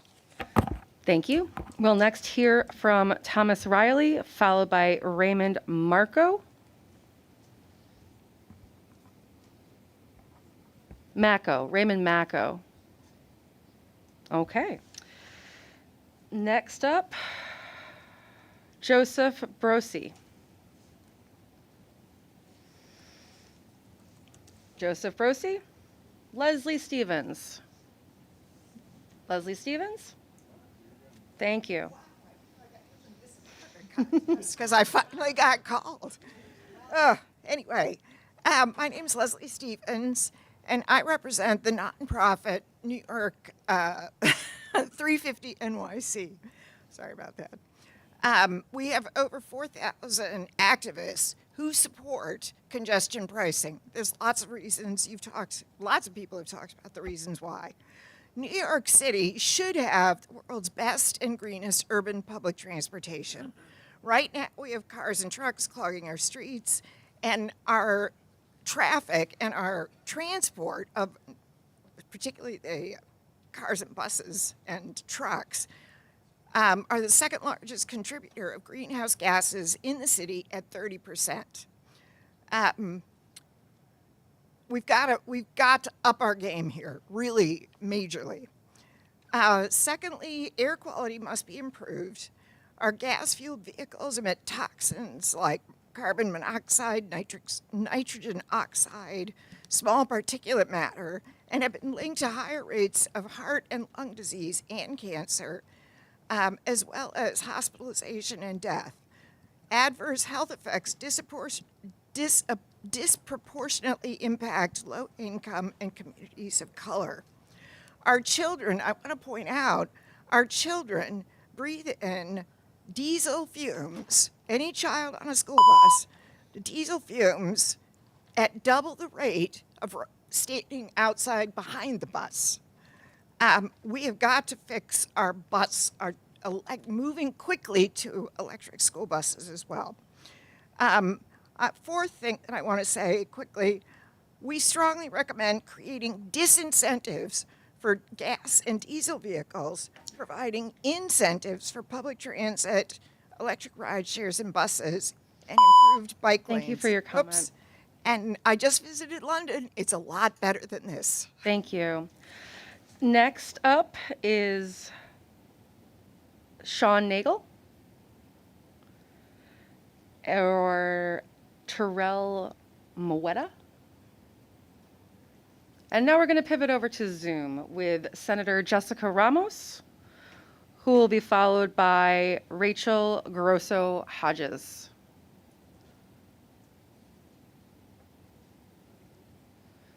For our members on Zoom, thank you. All right. Well, good morning, everybody. Almost afternoon. My name is Jessica Ramos. I represent the Queens neighborhoods of Jackson Heights, Corona, East Elmhurst, and parts of Forest Hills and Rego Park in the New York State Senate. I proudly represent the most diverse district in the country, chock full of essential workers and some of the busiest MTA stations in the city. I don't have a driver's license and I depend on public transportation every day. Every day that we get closer to fully implementing congestion pricing in the Manhattan Central Business District is a day closer to funding the capital plan, reduce traffic, and deliver the public transit system New Yorkers deserve. I'm testifying today in support of the proposed toll structure. It will only be manageable if we are smart about implementation. Front-loading expanded bus service and frequency, improving transparency, and ensuring full usage of the Fair Fares program are tools we need to prioritize to safeguard the success of this policy. This past summer, I had the opportunity to tour the public transit system in London. London has successfully implemented congestion pricing and now enjoys 90-second service and a wide expansion in bus routes and increase in bus frequency. Part of London's success can be attributed to the fact that they front-loaded bus frequency and service. They introduced a scrappage program and preemptively incentivized people to trade in their cars. Before the start of congestion pricing in London, bus service increased by 17%. Now, I have worked with the MTA to improve transparency on capital funding in the hopes of improving trust as we make the case for this new sustainable funding system. The decades of disinvestment and the lack of expansion of train service outside of Manhattan has been a great detriment to building such trust. And quite frankly, New York City is a city and not a suburb. We can't expect everyone to drive everywhere. And it's why I believe that we must teach our children that a car is not a symbol of success and walking doesn't mean poverty. Thank you. Thank you. Our next speaker will be Rachel Grosso Hodges, followed by Vincent McKeever, then Faith Cohen. Hello, my name is Rachel Grosso Hodges. I'm a resident of the Upper West Side, north of the Central Business District, and an adamant supporter of congestion tolling for the health and safety of our community. I support the tolling scheme as proposed, as it was developed with the good of New Yorkers in mind. While I find many of the arguments presented here today compelling, I implore the MTA to maintain the strength of the tolling program by limiting the exemptions and reductions granted to ensure that NYC Transit has the funding it needs to continue to provide high-quality service to New Yorkers and expand those services. As we all know, not only is the country bearing witness to the decisions made in our city, but history is as well. We have an incredible opportunity to set a national precedence for taking harmful vehicles out of our cities. We cannot squander this opportunity. What we do here echoes an eternity. Thank you. Thank you. Next, we will hear from Vincent McKeever, followed by Faith Cohen, followed by Jeffrey Lynch.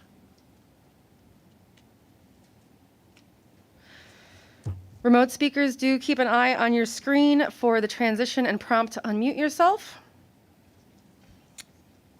Vincent McKeever, please. Yes, hello, can you hear me? Yes, please go on. Sure. Good morning, everyone, almost good afternoon. My name is Vincent McKeever. I am a resident in the Central Business District.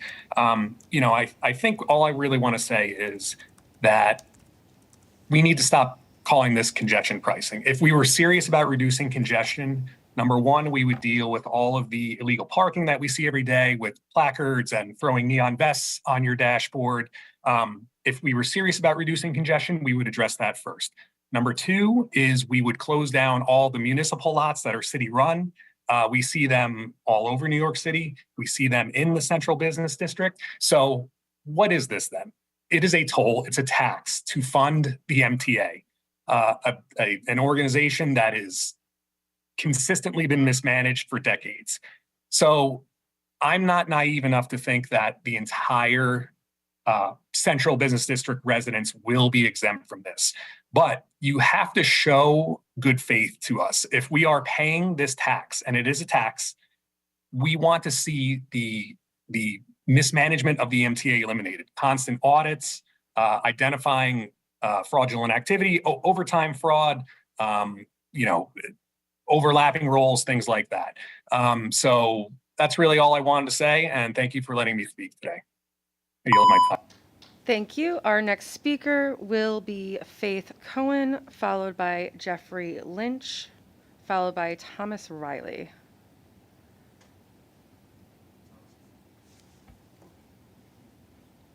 Faith Cohen, please unmute.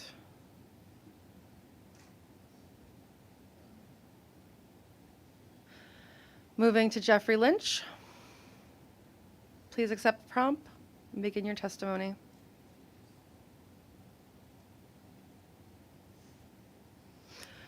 Okay, back to Thomas Riley. And then, no, not in the room. Okay, Raymond Macco. No, okay. Let's go to Michael Ring, who will be followed by Carol Zalbin. Good morning. My name is Michael Ring. I'm here representing Disabled in Action of Greater New York. For people who might need a verbal description of my appearance, I'm just a 60-year-old white guy, and I have a sticker on my shirt that says I rode the subway today. I lived in Brooklyn. I grew up in Brooklyn. My parents were born in Brooklyn. My children still live in Brooklyn. And I talked to my family and my friends and my neighbors about congestion pricing. And I asked them, when was the last time you would have paid this toll? And most of them were like, oh, a couple months ago. A lot of people are catastrophizing this, that it's going to cost them a lot of money. The people who I know, it's hardly going to cost them anything.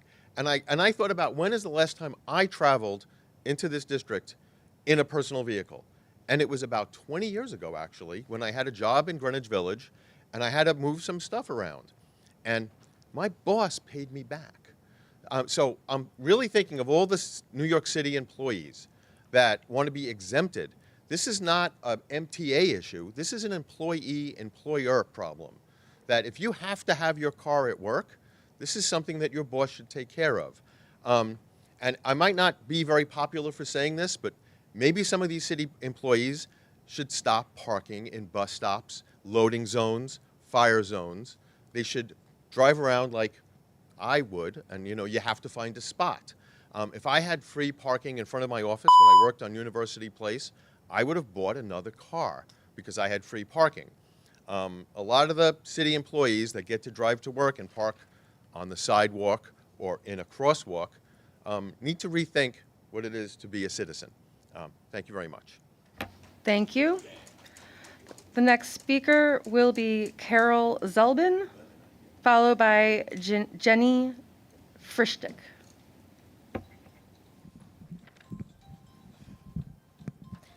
Hello, my name is Carol Zalbin.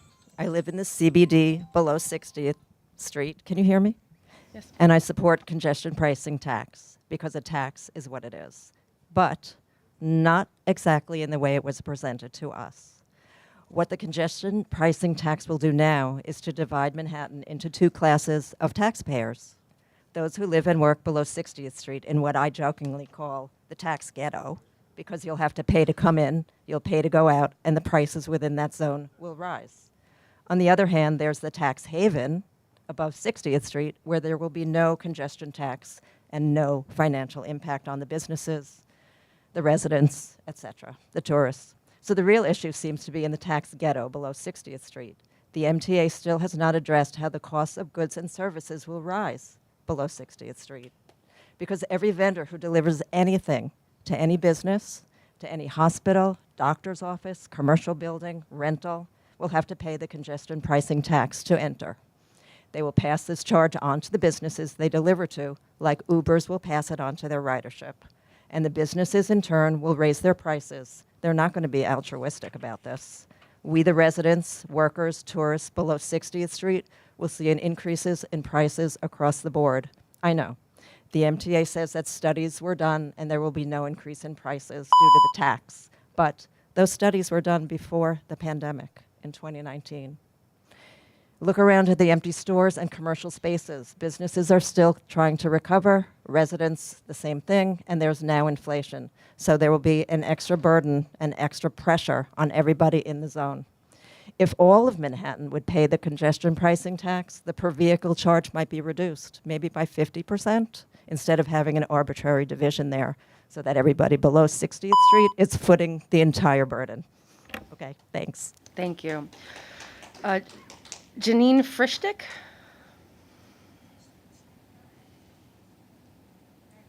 Afternoon. My name is Jenny Frischtick, and I am the Public Affairs Manager for the Northeast with Alstom, a global leader in rail mobility. Thank you for the opportunity to be here today to testify in support of congestion pricing for New York City. Alstom designs, builds, and operates trains and rail signaling technologies globally, and we have a proud history in New York State, where our local manufacturing and engineering helps bring good jobs and strengthen economies in communities across the region. Alstom employs more than 1,500 people in New York, with facilities in Hornell, Plattsburgh, Canona, Rochester, and New York City. In Hornell, we work closely with our union partner, the Machinists, to manufacture modern, safe, and reliable passenger trains.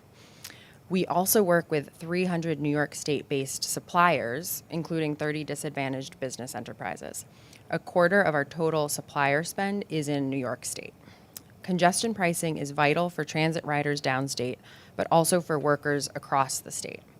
Reinvent Albany found the MTA's spending supports jobs in 147 of New York's 150 state assembly districts.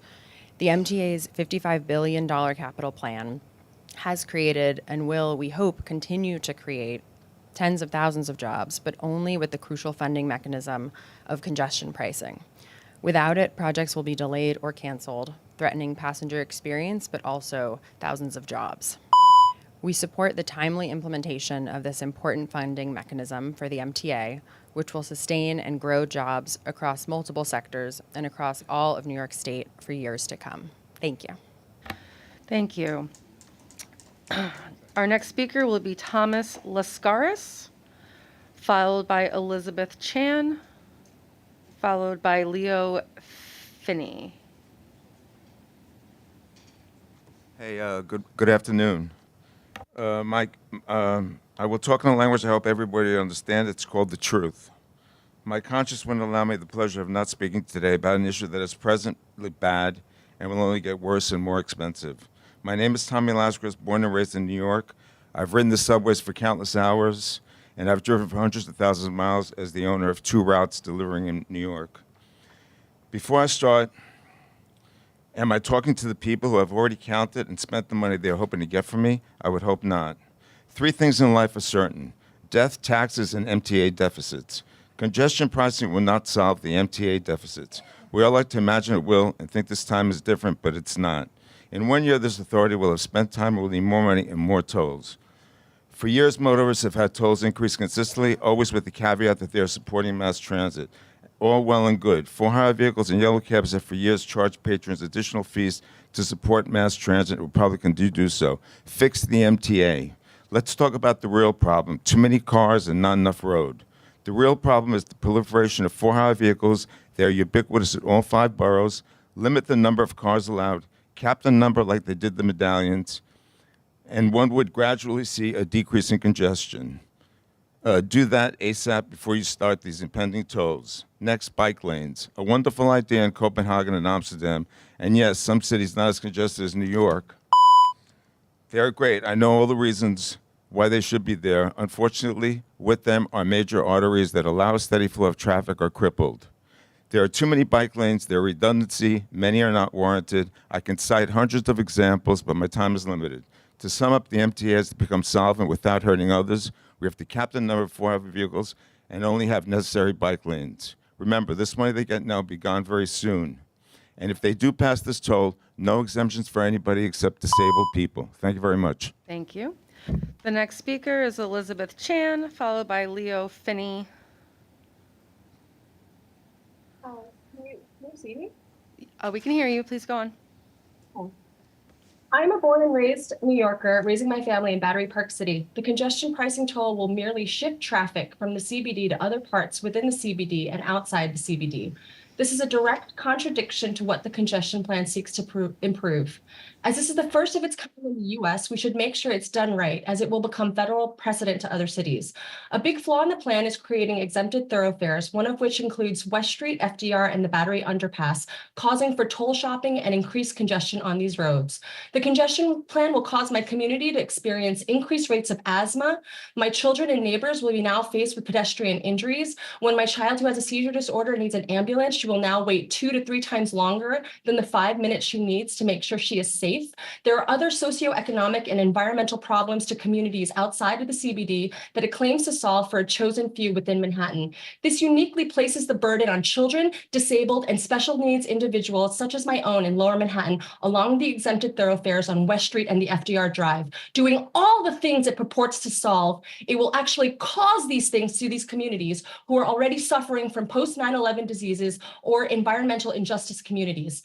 The way this plan was pushed through, omitting Battery Park City and analysis, despite participating in the NEPA process through public comment periods, were ignored. I feel this congestion plan was pushed through as a predetermined outcome, despite using outdated data from 2000 and pre-COVID data. Because of the foregoing and the increased pollution along the communities on these exempted thoroughfares, I, along with several other citizens, have brought a formal suit reiterating our request for a full environmental impact statement, or EIS, on this plan in federal court. Thank you. Thank you. The next speaker is Leo Finney, followed by Dan Rodriguez.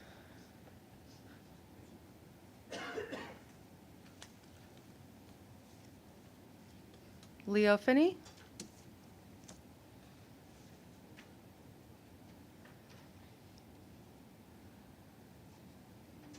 Dan Rodriguez.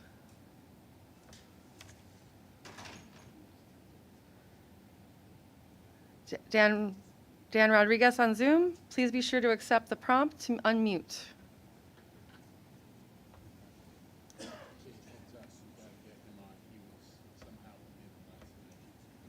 Okay, we'll circle back. Jeffrey Lynch.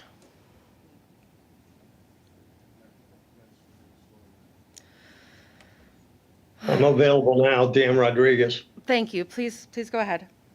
Dan Rodriguez for Coach USA. Every single day, we provide commuter, charter, and schedule services to thousands of individuals, thereby removing tens of thousands of cars from city and state roads daily. Annually, between 9 to 12 million cars are removed by us. Our megabus operation, which currently would not be exempted, has 196 daily routes serving 4 stops in Manhattan. From these stops, our buses transport passengers to various points in New York, New Jersey, and beyond. Megabus's relationship with Manhattan is vital to this service, and most importantly, to our passengers who rely on economical and efficient transportation in the New York City metro area. We request that our charter and scheduled commuting services also be exempted. I would like to emphasize that this is already done in London, which this law is modeled after. The reason is simple. Buses directly align with what congestion toll pricing is trying to achieve by alleviating traffic congestion and reducing carbon emissions on city streets. This toll is occurring at a time when Broadway shows are experiencing low ticket sales and restaurants have felt the impact from work from home trends. By providing exemptions to our charter and scheduled bus services, Coach USA can maintain its commitment to offering the most cost-effective transportation option to the CBD, with fares sometimes as low as $1. To illustrate my point, on a recent trip I took downtown New York City, it cost me $50.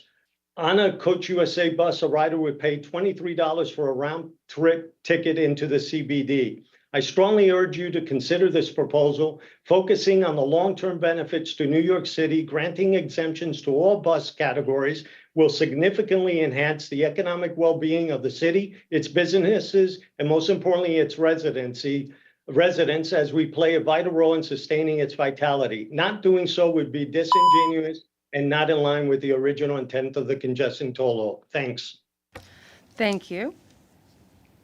Staying on Zoom, our next speakers will be Luann Konopko, Konopko, Lisa Geeson, and Will Kwan. Luann? Hi, thank you so much. Good afternoon, and thank you for giving me the opportunity to speak. I'm a self-employed individual in Stony Point, the smallest town in Rockland County, which is also the smallest county in New York State. We're so small, in fact, that my members of the state Senate and Assembly don't even live in Rockland County. I already personally subsidize the MTA through the Metropolitan Commuter Transportation Mobility Tax, which is imposed on every employer within the MCT district that includes Rockland County. And it includes the self-employed, so it comes directly out of my pocket, not a corporate coffer. In fact, I just paid another $451 with my state taxes for 2023. The CBD toll would thus tax me twice for the same thing that I can't even use. I'm therefore asking you to please consider an exemption for Rockland County, or at least for a credit for Rockland County self-employed. Earlier studies showed that the vast majority of drivers originate from within the immediate vicinity of the CBD. A great number have public transportation options available to them. Much of Queens and Brooklyn, Westchester, Connecticut, Long Island, and New Jersey have trains into Manhattan with a high frequency of runs. In contrast, living at the northernmost end of Rockland, I do not. There are only 2 buses a day to and from Stony Point that take more than 5 hours round trip. So when I need to get into Manhattan, I really have no choice but to get in my car, and I already pay a significant toll to do so. Further, unlike drivers of delivery trucks or for-hire vehicles, Rockland commuters do not continuously drive around the city, adding to the pollution and congestion. We typically drive directly to and from parking garages, the fees for which, I must add, also include a high city tax. And finally, more well-to-do individuals within the zone who have public transit options will continue to drive or be driven into and throughout the city, no matter what the cost. So again, please consider an exemption for residents of Rockland County, or at the very least, Stony Point. The small amount taken out of the overall budget won't affect the program, but paying this extra tax will most definitely affect the livelihood of us little people. Thank you so much. Thank you. Our next speaker will be Lisa Gesson, followed by Will Kwan, then Jeffrey Lynch. Good morning. My name is Lisa Gesson, and I am the operations manager. Oh, let me just start my video. My name is Lisa Gesson, and I am the operations manager at the Brooklyn Center for the Independence of the Disabled, or BCID. I am also the wife of a cancer patient in active treatment, a Queens resident, a voter, and a subway rider. As a family caregiver and disability professional, I support the concept and implementation of congestion pricing as a valuable tool to raise needed funds for MTA improvements, particularly making transit more accessible for people with disabilities. The critique I have of the proposed congestion pricing plan's exemption for people with disabilities is that it currently follows one vehicle instead of one person. Originally, this plan was going to be only for drivers, and after a lot of advocacy from the community about how that wasn't reflective of disability needs, you changed it. Now we are asking you to change it to be centered on the individual, not their vehicle. My husband receives treatment at Memorial Sloan Kettering Cancer Center for his stage 4 myxoid liposarcoma, a somewhat less common soft tissue cancer that has metastasized a few times. When we can, we take the subway to Manhattan. When we use our car, he drives it. But when he's coming home from Sloan Kettering, having received cancer treatment, subway rides are difficult, and we often have a family member drive us home from Sloan Kettering, located in the central business district, in their car.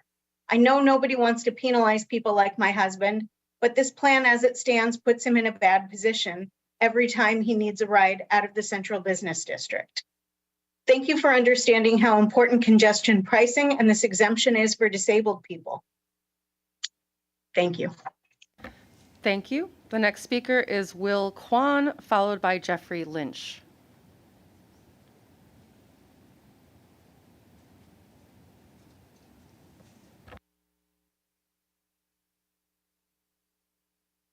Will Kwan on Zoom. Moving on to Speaker Lynch. Hi. Oh, go ahead. Please go on.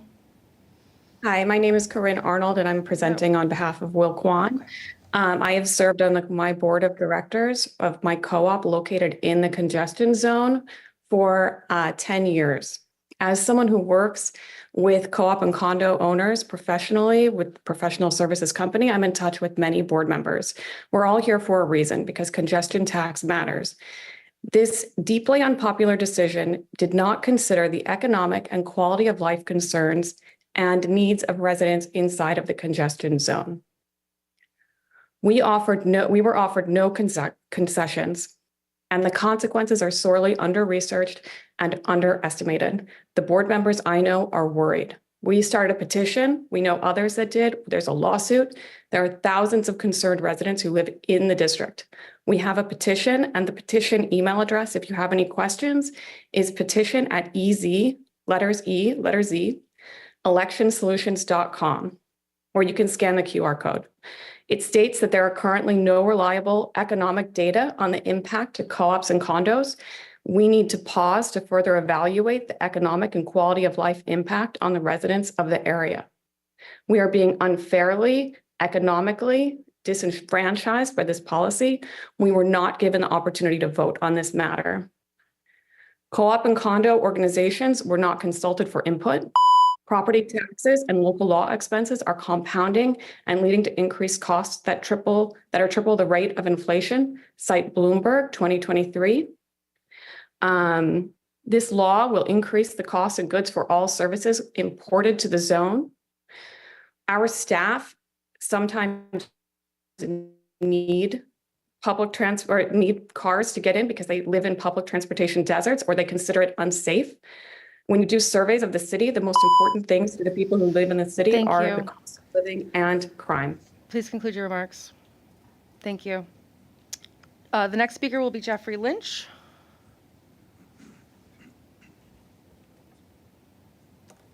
Oh, please unmute yourself, Mr. Lynch. Good afternoon. Jeff Lynch, president of Hampton Jitney Incorporated. I'm here today to request an exemption for Hampton Jitney from the CBD congestion toll program. Hampton Jitney offers daily scheduled motor coach service between the east end of Long Island and New York City.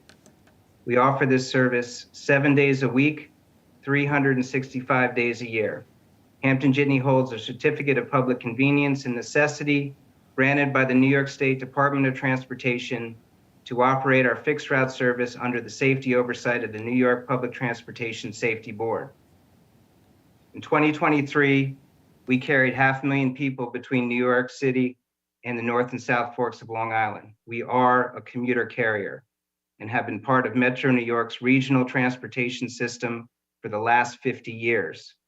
Our 4 million revenue miles voluntarily reported to the National Transit Database each year has generated millions of dollars of federal funding for this region's transportation system. According to the Traffic Mobility Review Board's recommendation dated November of 2023, exempting transit and commuter buses ultimately helps to incentivize public transportation, a goal very much aligned with congestion pricing. We agree. Hampton Jitney is 100% private, operating under New York State DOT authority with no contract and no cost to the New York State taxpayer. Whether or not Hampton Jitney should have a municipal contract for our transit service is irrelevant and frankly an arbitrary criterion for the CBD toll exemption, and certainly has nothing to do with promoting transit use over the use of the private automobile. So on behalf of our ridership who rely upon us to travel between New York City and the east end of Long Island every day, I urge the MTA board to exempt Hampton Jitney Incorporated from the CBD toll program. Thanks for your consideration. Thank you. Our next speaker will be Eric Rossi, followed by Jesse Figueroa.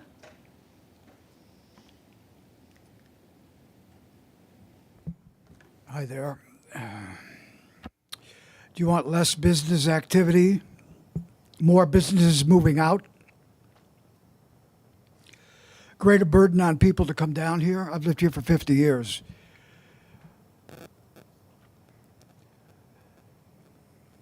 You want to drive out more small business out of business? Then 40% of small business already driven out by the preposterous lockdowns that were proposed and implemented 3 years ago. 40% of small business went out of business already. You're going to be restricting small businesses. You're going to be burdening them. Very simple. People need to realize the radical, outrageous nature of what you're trying to do.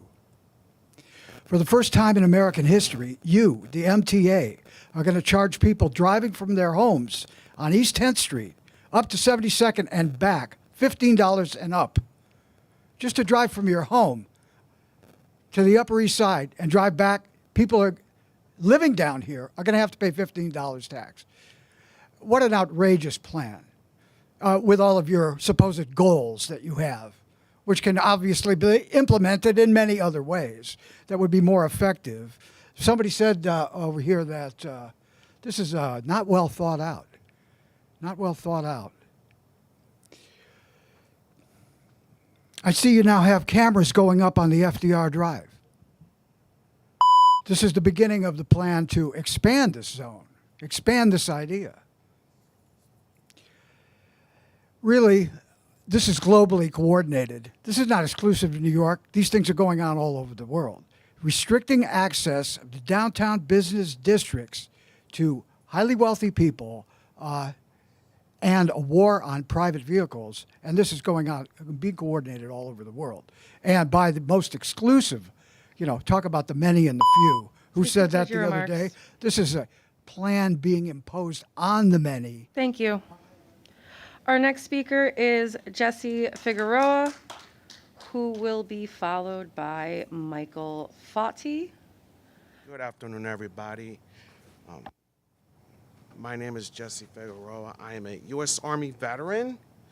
I am 100% in support of for congestion pricing.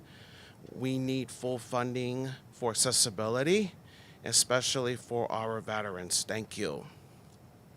Thank you. The next speaker is Michael Fati, followed by Corey Ferrier.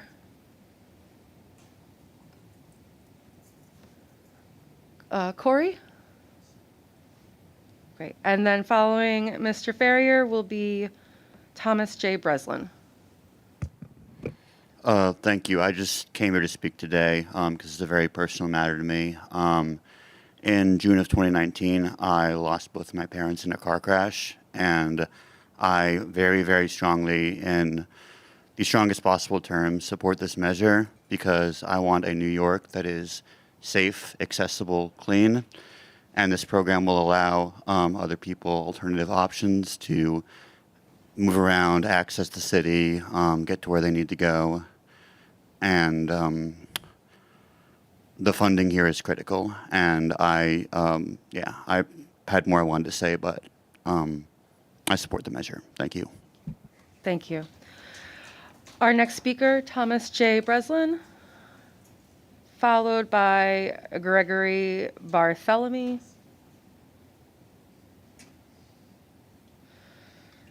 Lawrence Lender. Your name, sir? Thank you. Hello? Yes. Good day. I'm here to oppose the transportation tax. All right. The transportation tax you guys call congestion pricing. Different organizations are asking exemptions, rightfully so, but you're asking for the wrong things.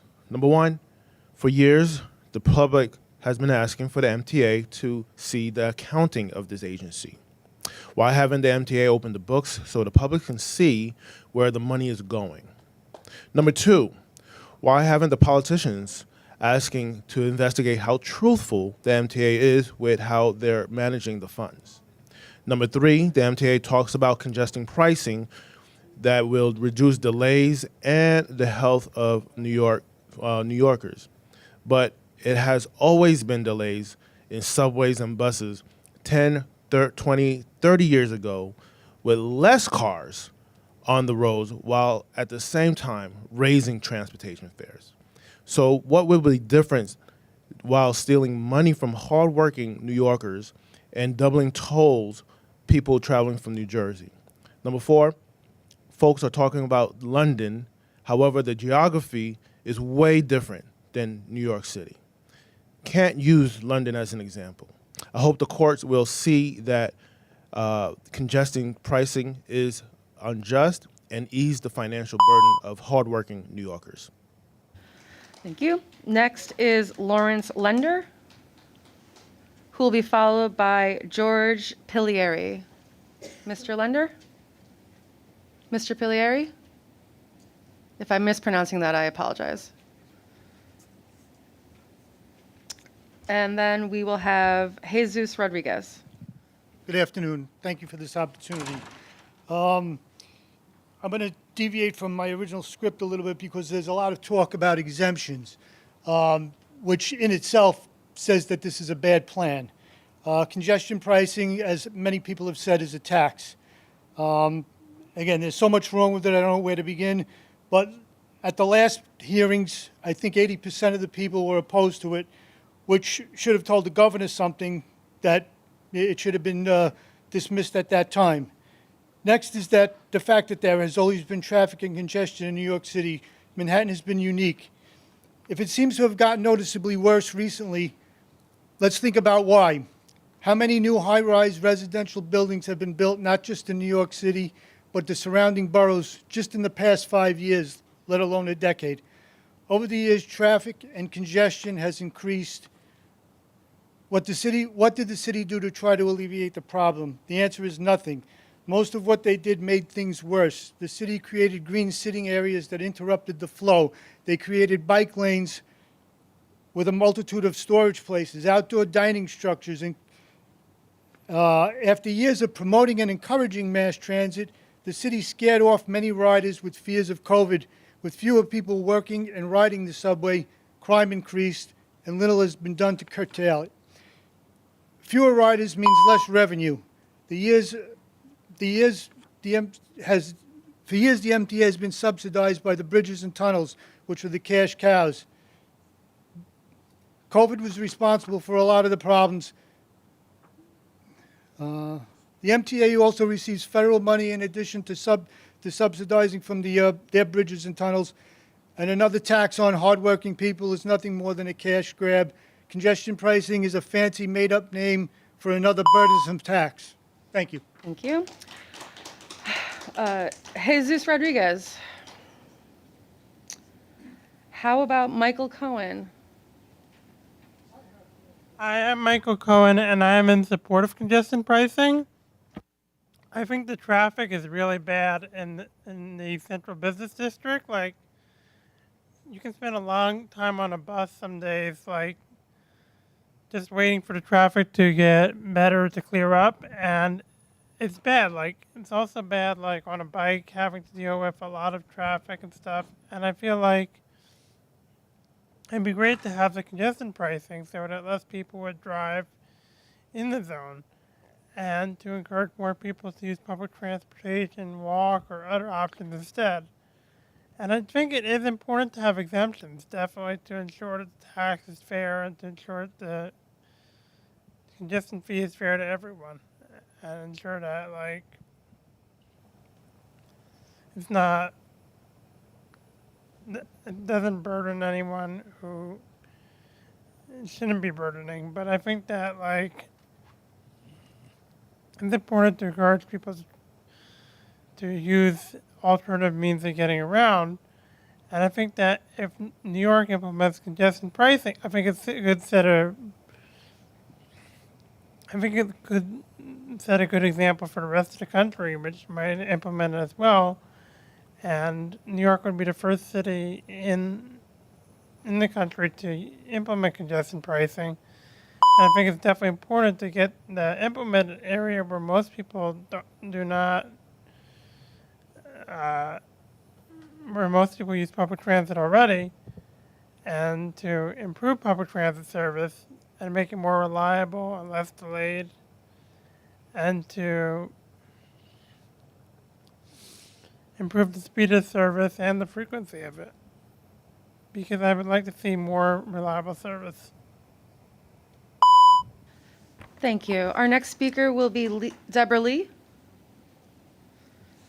And then we'll move back over to our Zoom speakers with Ravum Gilman.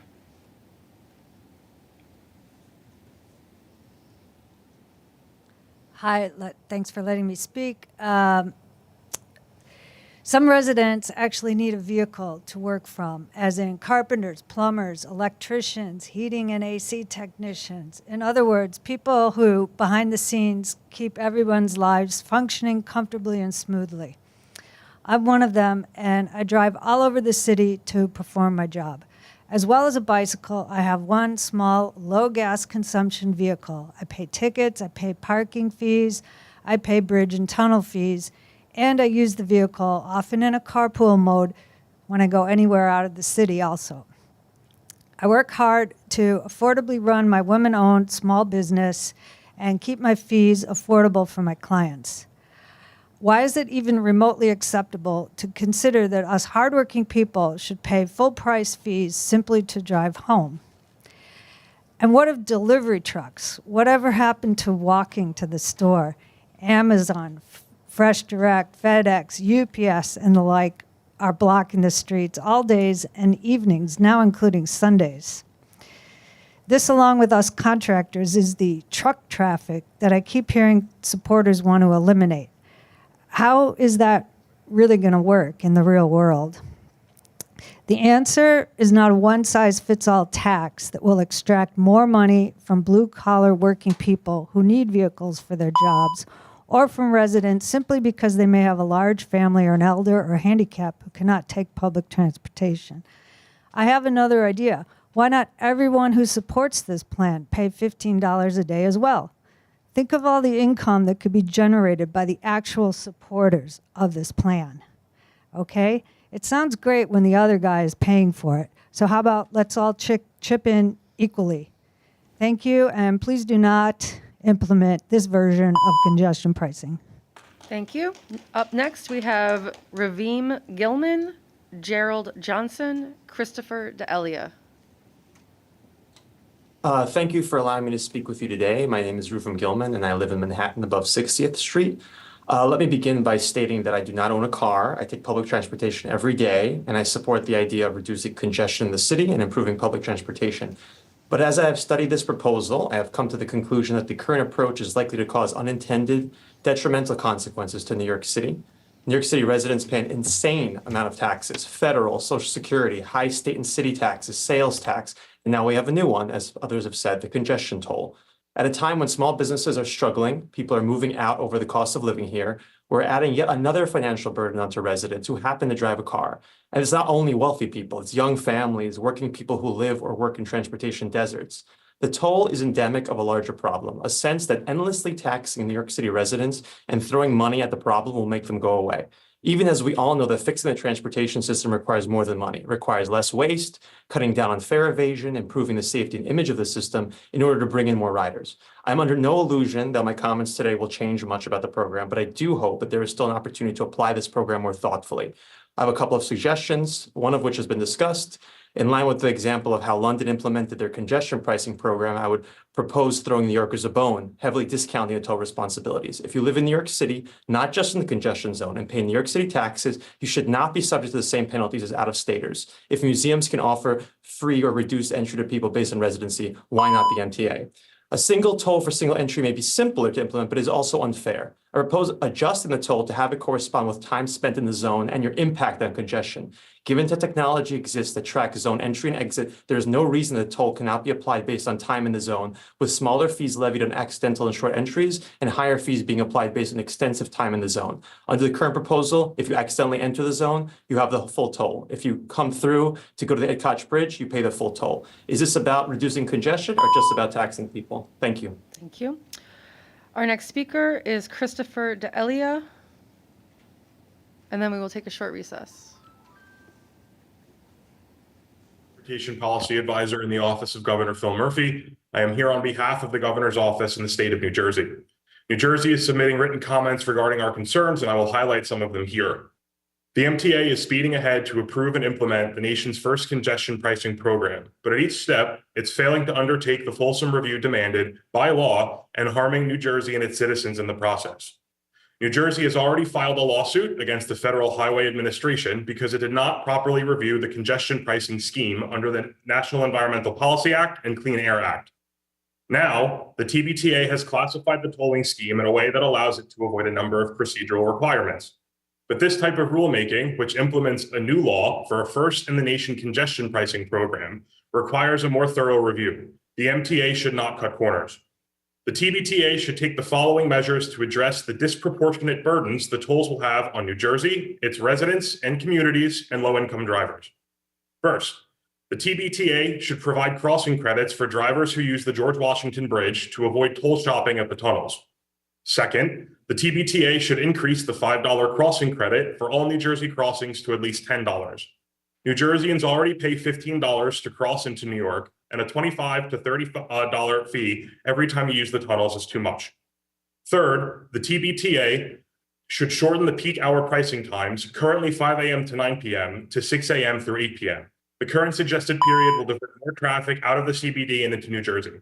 Fourth, the TBTA should not charge tolls during off-peak hours when congestion is already low and public transportation operates less frequently. Tolling during these hours will only harm night workers. Fifth, the TBTA should clarify that low-income drivers who receive a 50% discount on peak hour tolls after their first 10 trips will also be eligible for any crossing credits. And finally, the TBTA should provide credits or refunds to all low-income drivers equal to the tax credit those residing in the CBD will receive. Thank you for your consideration. Thank you. To our speakers still on Zoom, if you are waiting to speak, please identify yourself to the team in the Q&A function. We will resume in 5 minutes.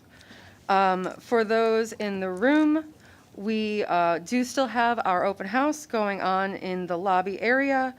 Members of the public are encouraged to visit the information tables just outside the hearing room.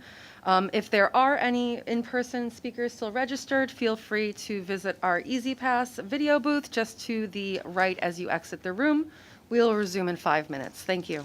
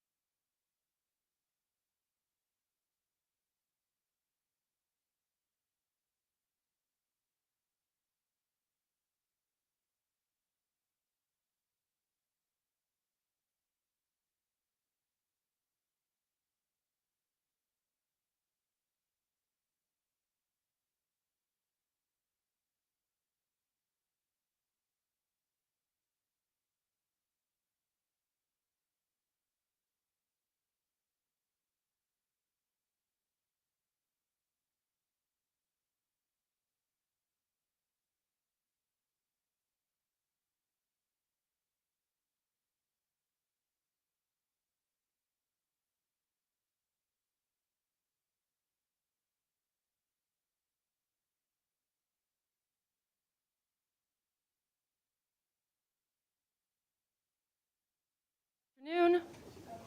We will resume momentarily as we gather. For our folks on Zoom, if you are waiting to speak, please identify yourself in the Q&A to our team. If you are joining Zoom under a name that is different than the one you used to register, please identify yourself in the Q&A to our team. We will begin momentarily.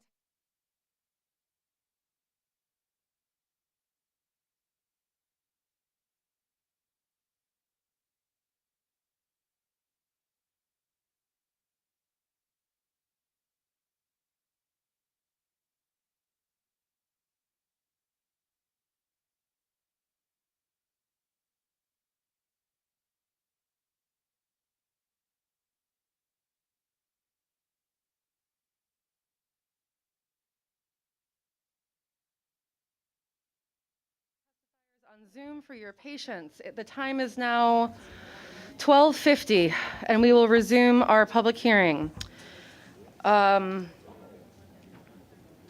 First up, Warren Shapiro, followed by Jonathan Brody, followed by Harp Mann. Give you a moment to accept the prompt to unmute.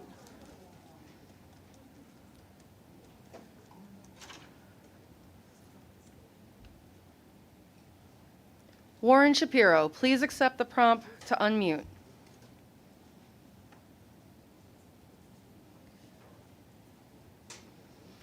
Okay.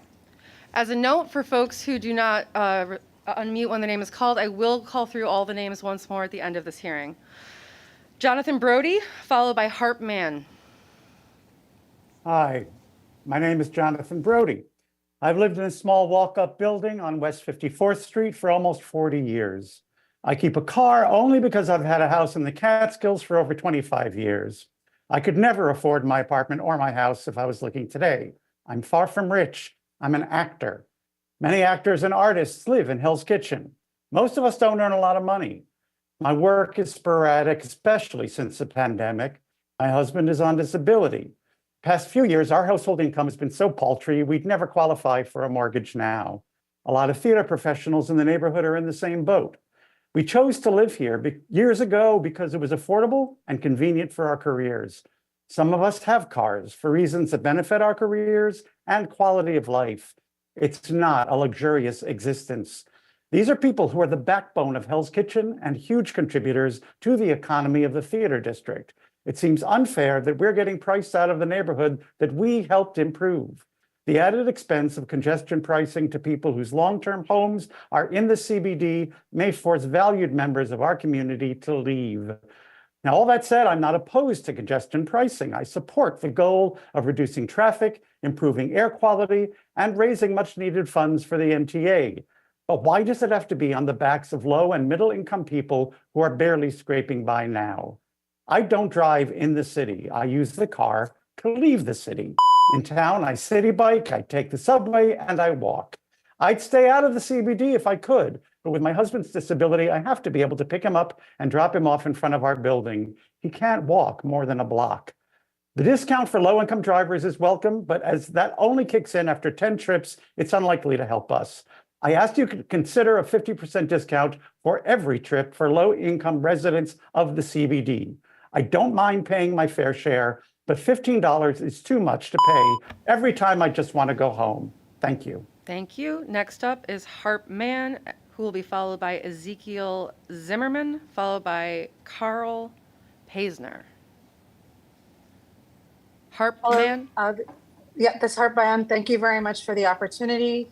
I am a Battery Park resident with 2 children, and I am here to talk about the exempted thoroughfares. This is a first of its instance in the United States. It's important that we don't cut corners. We do it in a thoughtful manner so that it's successful. But there's a flaw with the plan with the designated thoroughfares, one of which is West Street. The plan allows drivers to avoid the toll by using West Street and in fact incentivizes drivers to use West Street. This is problematic for communities adjacent to the exempted thoroughfares for many reasons. One, Lower Manhattan is narrow. In essence, you are pushing congestion from within the CBD to West Street, along with the other exempted thoroughfares like the FDR. This will not improve pollution downtown nor congestion. It will merely move it. 2, West Street within the CBD does not represent a highway. West Street has many residential offices, schools, playgrounds. Especially after 9/11, there's been much investment to improve West Street. My son attended public elementary school PS 89, which has a playground along West Street. All of the congestion will just make that more polluted for children. 3, West Street is an access point for Battery Park residents to the rest of Manhattan. And there is no subway in Battery Park. And there's numerous crosswalks on West Street through which people access both ways. And there's Stuyvesant here, so there's students crossing. There's other schools here. It's for this reason, it's very important that environmental impact statement be conducted or an EIS. You've done that for other projects such as the JFK 4.3 mile vehicular travel lane back in 2019. Why won't the MTA, other state and federal agencies, and our leaders push for an EIS to be conducted to ensure all the interests of New Yorkers are met?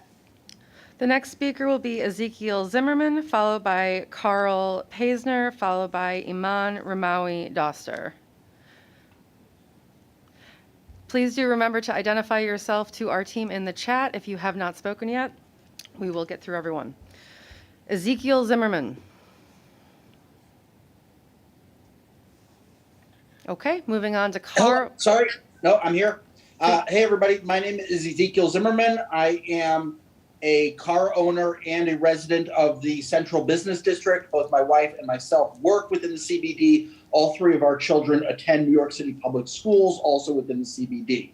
All of us already take public transportation to work and to school every day. So we are in favor of congestion pricing in order to fund necessary improvements and upgrades to the MTA systems and infrastructure.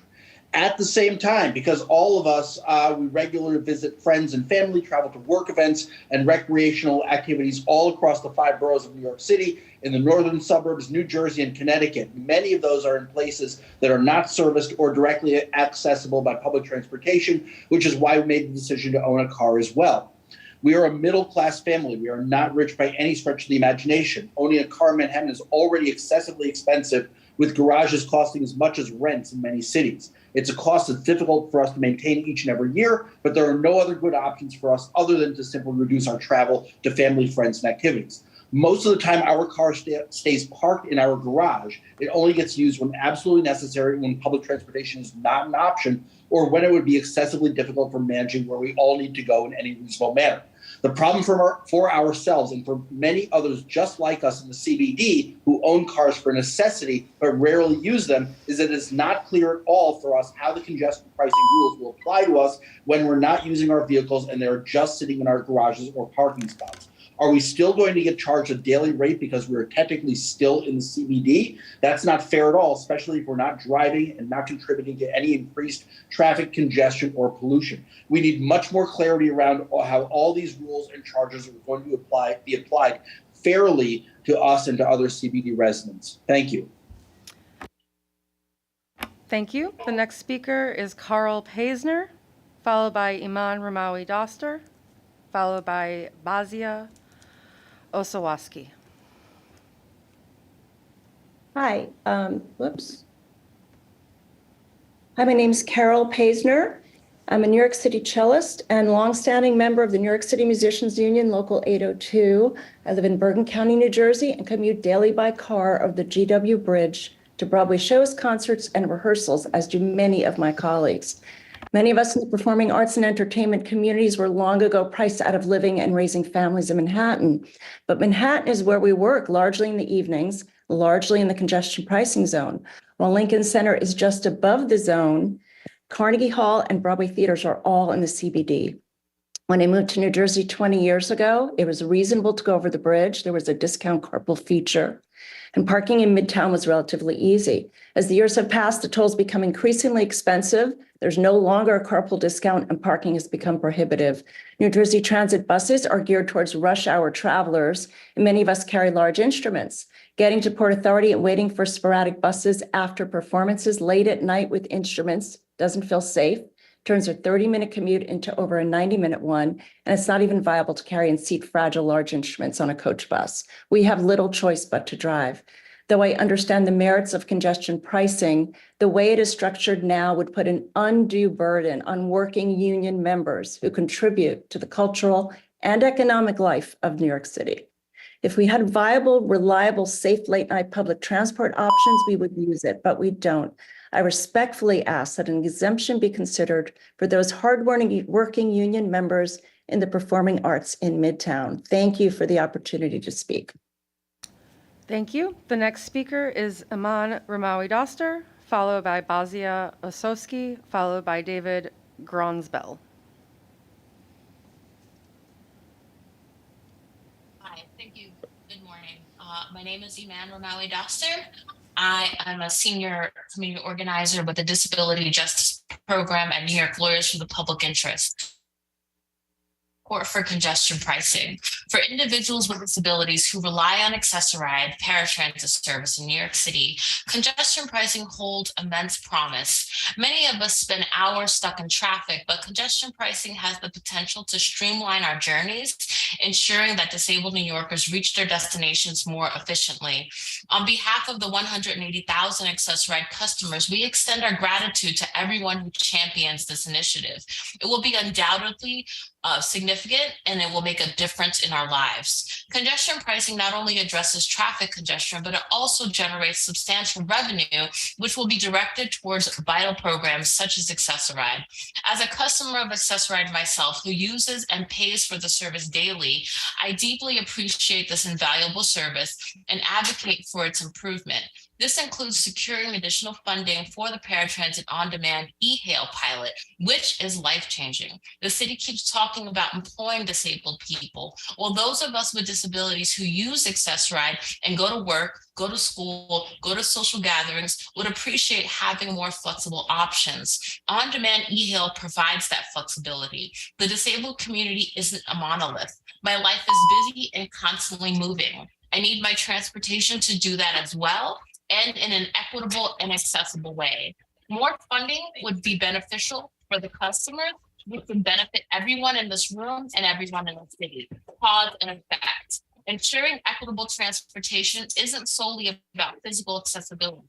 It also entails reducing travel time, offering the same discount fare options, and most critically, affording all riders the flexibility to get where they want, when they want, without the need for advanced reservations. Thank you so much. Thank you. The next speaker is Bazia Osowski, followed by David Gronsbell, followed by Theo Allen.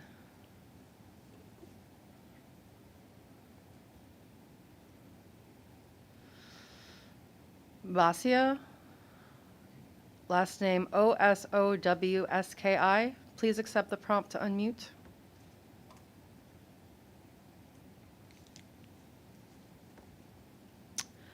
Next, we'll move to David Gronsbell, who will be followed by Theo Allen, then Sue Smith.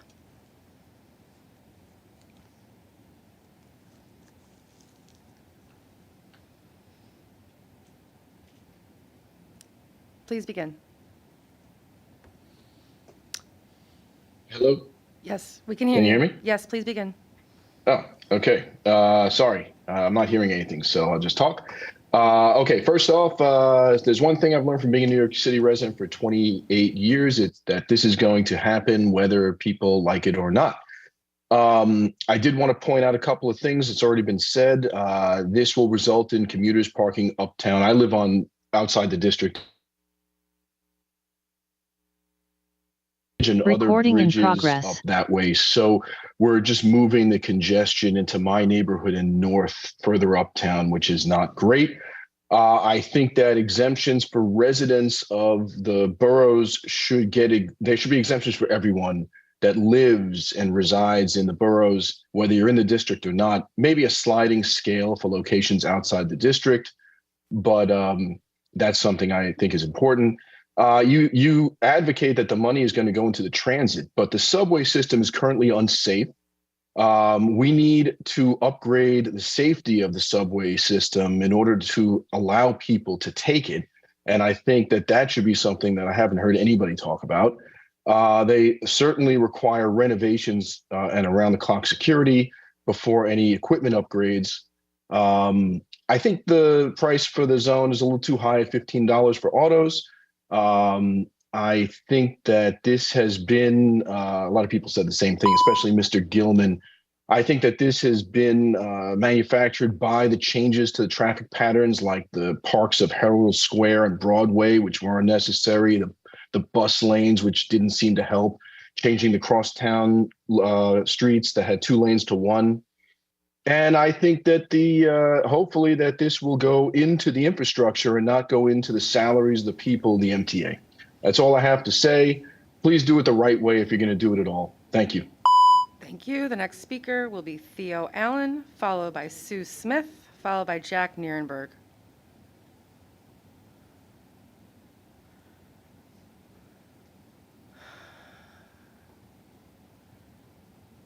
Theo Allen, please accept the prompt to unmute.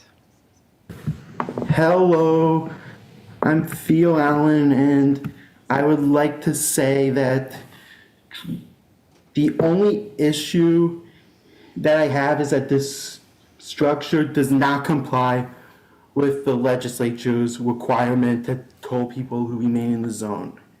If somebody, other than a yellow taxi, because we know what yellow taxis are going through,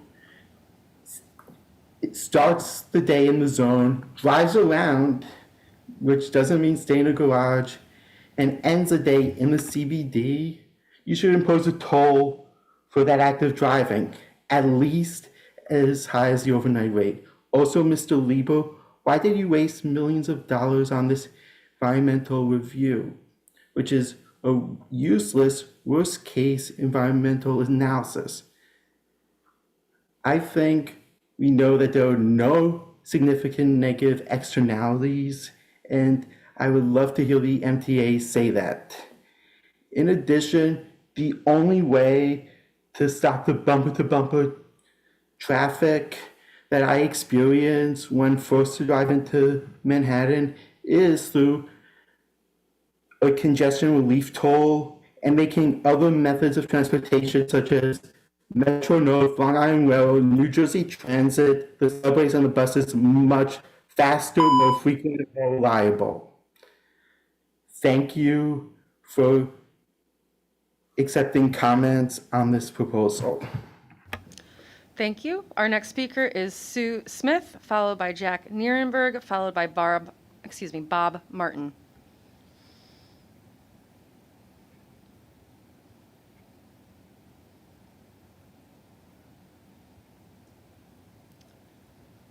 Sue Smith?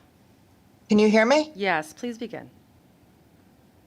Automobiles are currently already triple taxed by the MTA since you tax registration, driver's license, and gasoline. You also tax our cell phones, electricity, payroll, mortgage records, sales tax, for-hire vehicle tax, auto rental tax, urban tax, real property tax, transfer tax, and you also get state and local direct subsidies, and you received $15 billion bailout during COVID. Do these taxes improve the MTA and put it in a sound fiscal state? No. Why will congestion pricing be different? You will continue to increase pricing and expand the zone. MTA studies showed this is about unfair congestion redistribution. With respect to clean air, we are moving to electric vehicles. The plan disproportionately adversely affects the disadvantaged. Talent retention at NYU Langone and other places will be affected. What about the people who are too poor, such that a tax credit will mean nothing? People have been stabbed, shot, murdered, raped, and assaulted in the unsafe MTA. Why don't you have an alternative fundraising stream? The New York Public Library, this is a public MTA, is now called the Schwartzman Library. The e-bikes are called city bikes. You could try to name every subway car, platform, elevator, escalator, bus stop, subway station, and stairwell. You could hold fundraiser events, dinners, luncheons, lectures, webinars, and private tours.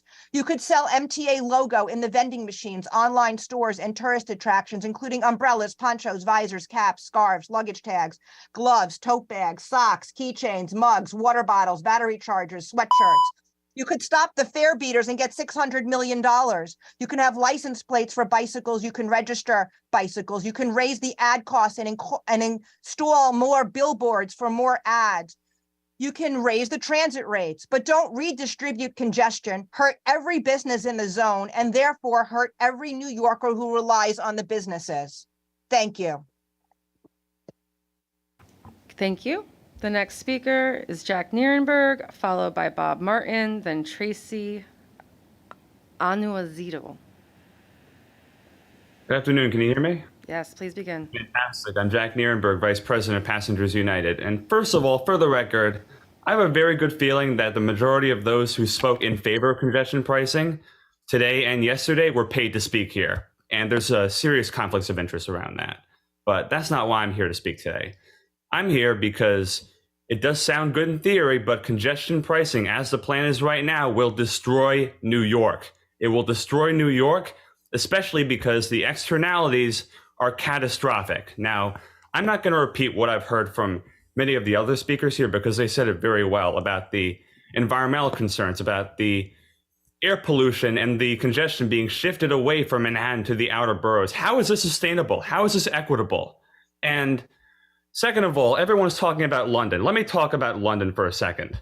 In London, chargeable trips dropped by, it was a shift away from driving for the richest 20%, whereas for the poorest 20%, it was a shift away from the city center. In other words, the poorest people in London were priced out of London as a result of their congestion pricing. And there are studies to back me up on this. So that's a serious issue. And yes, London did provide more public transportation options. Are we seeing that in New York? No. In fact, service is being compromised on the Long Island Railroad. We're seeing discounts being taken away from poorest communities, and we're seeing service being taken away from transit deserts. So in other words, the MTA is effectively holding New Yorkers hostage so that they can attempt to raise their, attempt to meet the threshold for congestion pricing. So it's going to be a disaster, and those who are supporting it right now, I have a good feeling they're going to very likely regret it later. That's all I'm going to say. I yield back. For the record, the rules of decorum state that speakers shall address their remarks to the chair or meeting hosts and shall not make personal, impertinent, insulting, or slanderous comments or statements about any member of the MTA board or staff or other members of the public. The next speaker will be Bob Martin, followed by Tracy's got a great last name, Anuazito. Hello? Please begin. Hello? This is Bob Martin here? Hello? Please begin. Hi, my name is Bob Martin. I'm from New Rochelle, New York, and I'm against congestion pricing. I am against congestion pricing because I cannot put myself video. I'm at work, but I want to testify. The reason I am against congestion pricing, everybody, is because it affects the poor, everybody. I am really poor. I make $20,000 a year as a worker for McDonald's. And what's going on is the MTA, this is nothing but a cash grab from the MTA members. I can't say any names. I want to stay on, guys. It's a cash grab. Shout out to the Passengers United team. Shout out to the New York City Drivers United team. Shout out to the Christopher Lee and Justice team. They are saying the truth about congestion pricing, everybody. It's these nonprofits, open plans, transportation alternatives, Riders Alliance, Las Uustus. They are behind the plan, guys. This is nothing but a cash grab. They are making a lot of money off of this, guys. You guys have to wake up. New York City, wake up. This is going to affect everybody. No exemption, please. No, we have to congestion pricing. Exemptions are not the right thing to do. Your elected officials are screwing you over. You have to get rid of this. No congestion pricing, 2025. Thank God for the lawsuit. Shout out to Susan Lee for the lawsuit. Thank you, everybody. Shout out Andrew Fine for the lawsuit. Thank you, LLC, for the lawsuit. The MT of UFT, all the unions. New York City have to wake up. There's no congestion pricing. You have to stop the poor. Shout out to Raul Rivera, Christopher Lee Johnson, JQ, Susan Lee, Andrew Fine. Shout out to everybody. Thank you, the MTA. Give me a stand to speak. God bless you. Have a great weekend. No congestion pricing. Thank you. Our next speaker is Tracy Anuazito.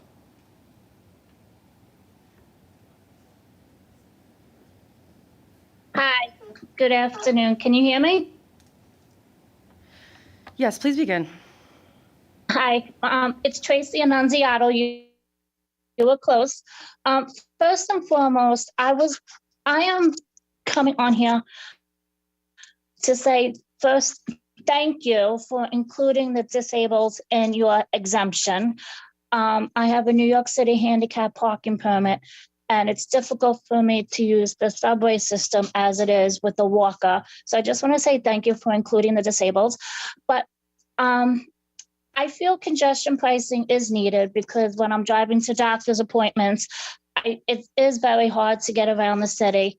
But I just feel that the congestion pricing might hurt the businesses in the district. I'm just afraid that like people will no longer visit the city because it is expensive when you take the subway, the tunnel. When you drive through the tunnel, and then you have to pay the congestion pricing, and then you got to pay for parking. I just hope that we can find a resolution to this whole thing. But my most important is thank you for finally including the disabled in your exemptions. Thank you. Have a nice day. Bye. Thank you.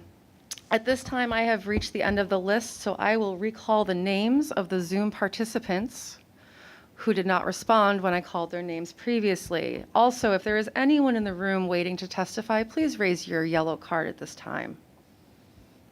Thank you. Okay. Christopher Schuyler.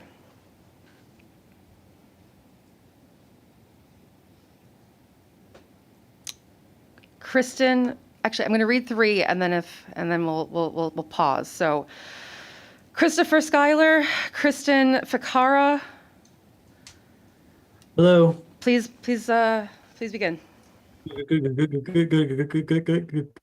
afternoon. My name is Christopher Schuyler. I'm a senior staff attorney with the Disability Justice Program at New York Lawyers for the Public Interest. I'm a person who stutters.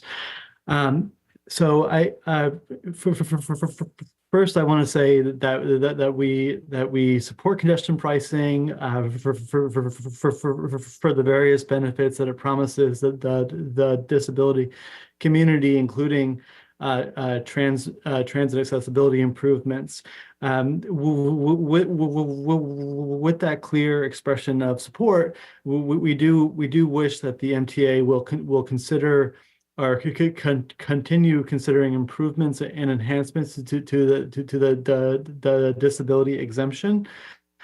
So, for example, I think clarity regarding whether the on-demand program of Accessoride will be charged the toll is important. Additionally, what other city and state programs aside from Accessoride will be factored into eligibility criteria? I know that the New York City parking permits are being considered, and I think clarity on what other programs will count for eligibility is good to know. Additionally, we're hoping that an online application process will be available in addition to the physical assessment centers. And lastly, as other people have talked about today, we think that the one vehicle per person comes with various problems, and we'd like the MTA to explore personal device tied to the disability exemption. Thank you for the time. Thank you. Kristen Ficara.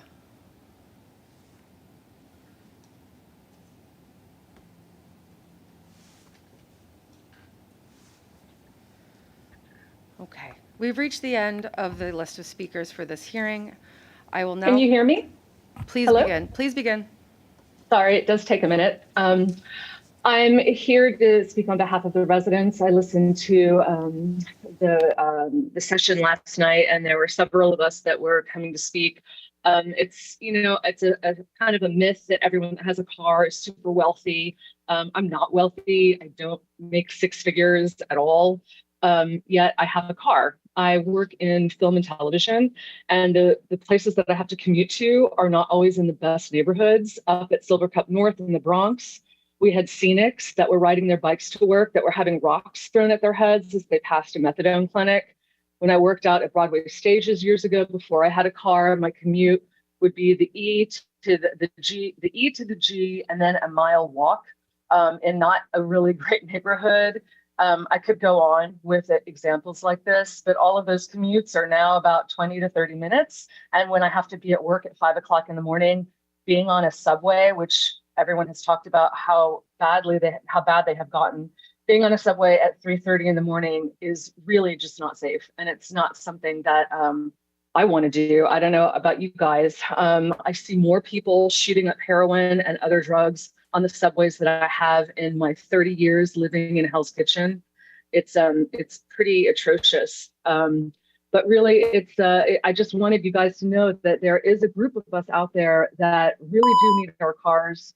And we're not just these wealthy people that are like driving to restaurants in the congestion area. We really do need them. If you have a car in New York City, most likely it's because you actually need it for a reason. So I just don't want you to forget about the little guys when you guys are doing this. I agree with congestion pricing. I just really need the toll to be something that is affordable for us. Thank you. Thank you. Our next speaker will be Gerald Johnson.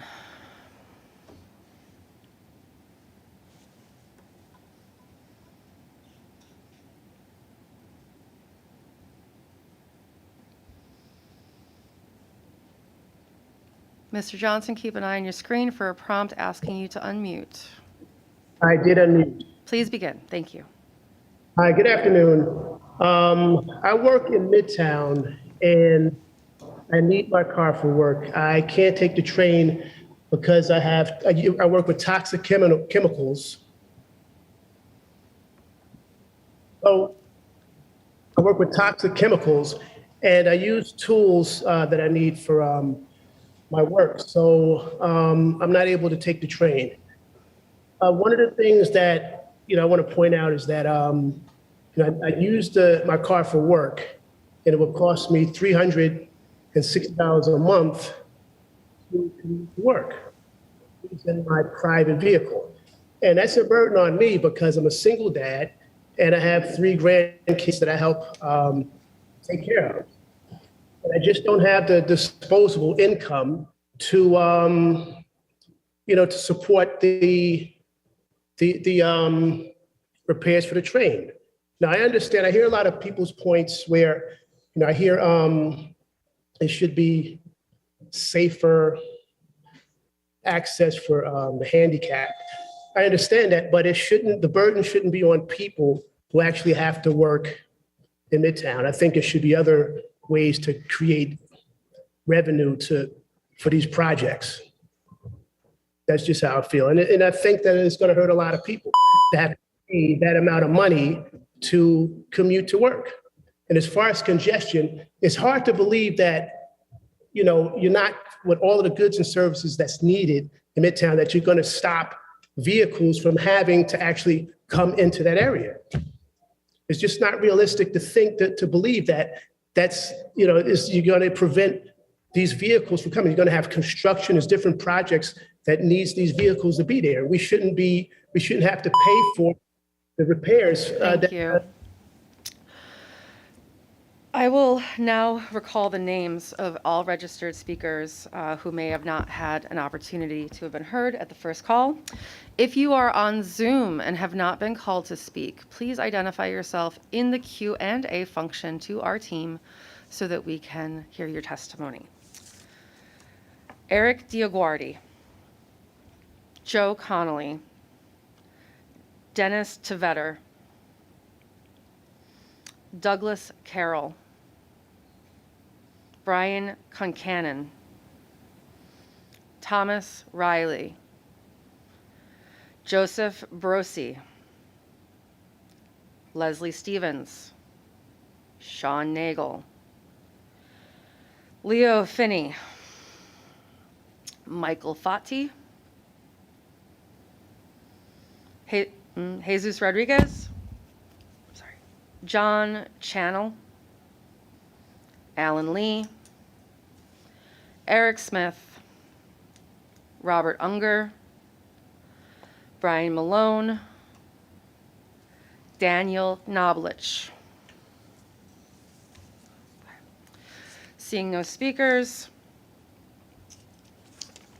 this concludes the second reading of the registered speakers list. Thank you all for your public comments. As a reminder, all comments carry the same weight regardless of how they are submitted. All comments will be shared with the MTA board. And thank you to the members of the public for joining today. For details about our third and fourth hearings on Monday, March 4th, please visit the project website at congestionreliefzone.mta.info or call the public meeting hotline at 646-252-6777. As a final reminder, in addition to the virtual public hearings, there are several other ways you can provide comment on the proposed toll rate schedule through March 11th, 2024. We encourage the public to comment via the Central Business District Tolling Program website at congestionreliefzone.mta.info.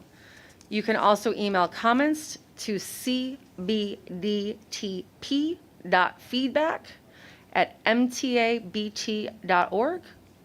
Send them via mail to CBD Tolling Program, 2 Broadway, 23rd floor, New York, New York, 10004, or by calling 646-252-7440. The time is now 1:25 p.m. This concludes our hearing. Thank you again for your participation.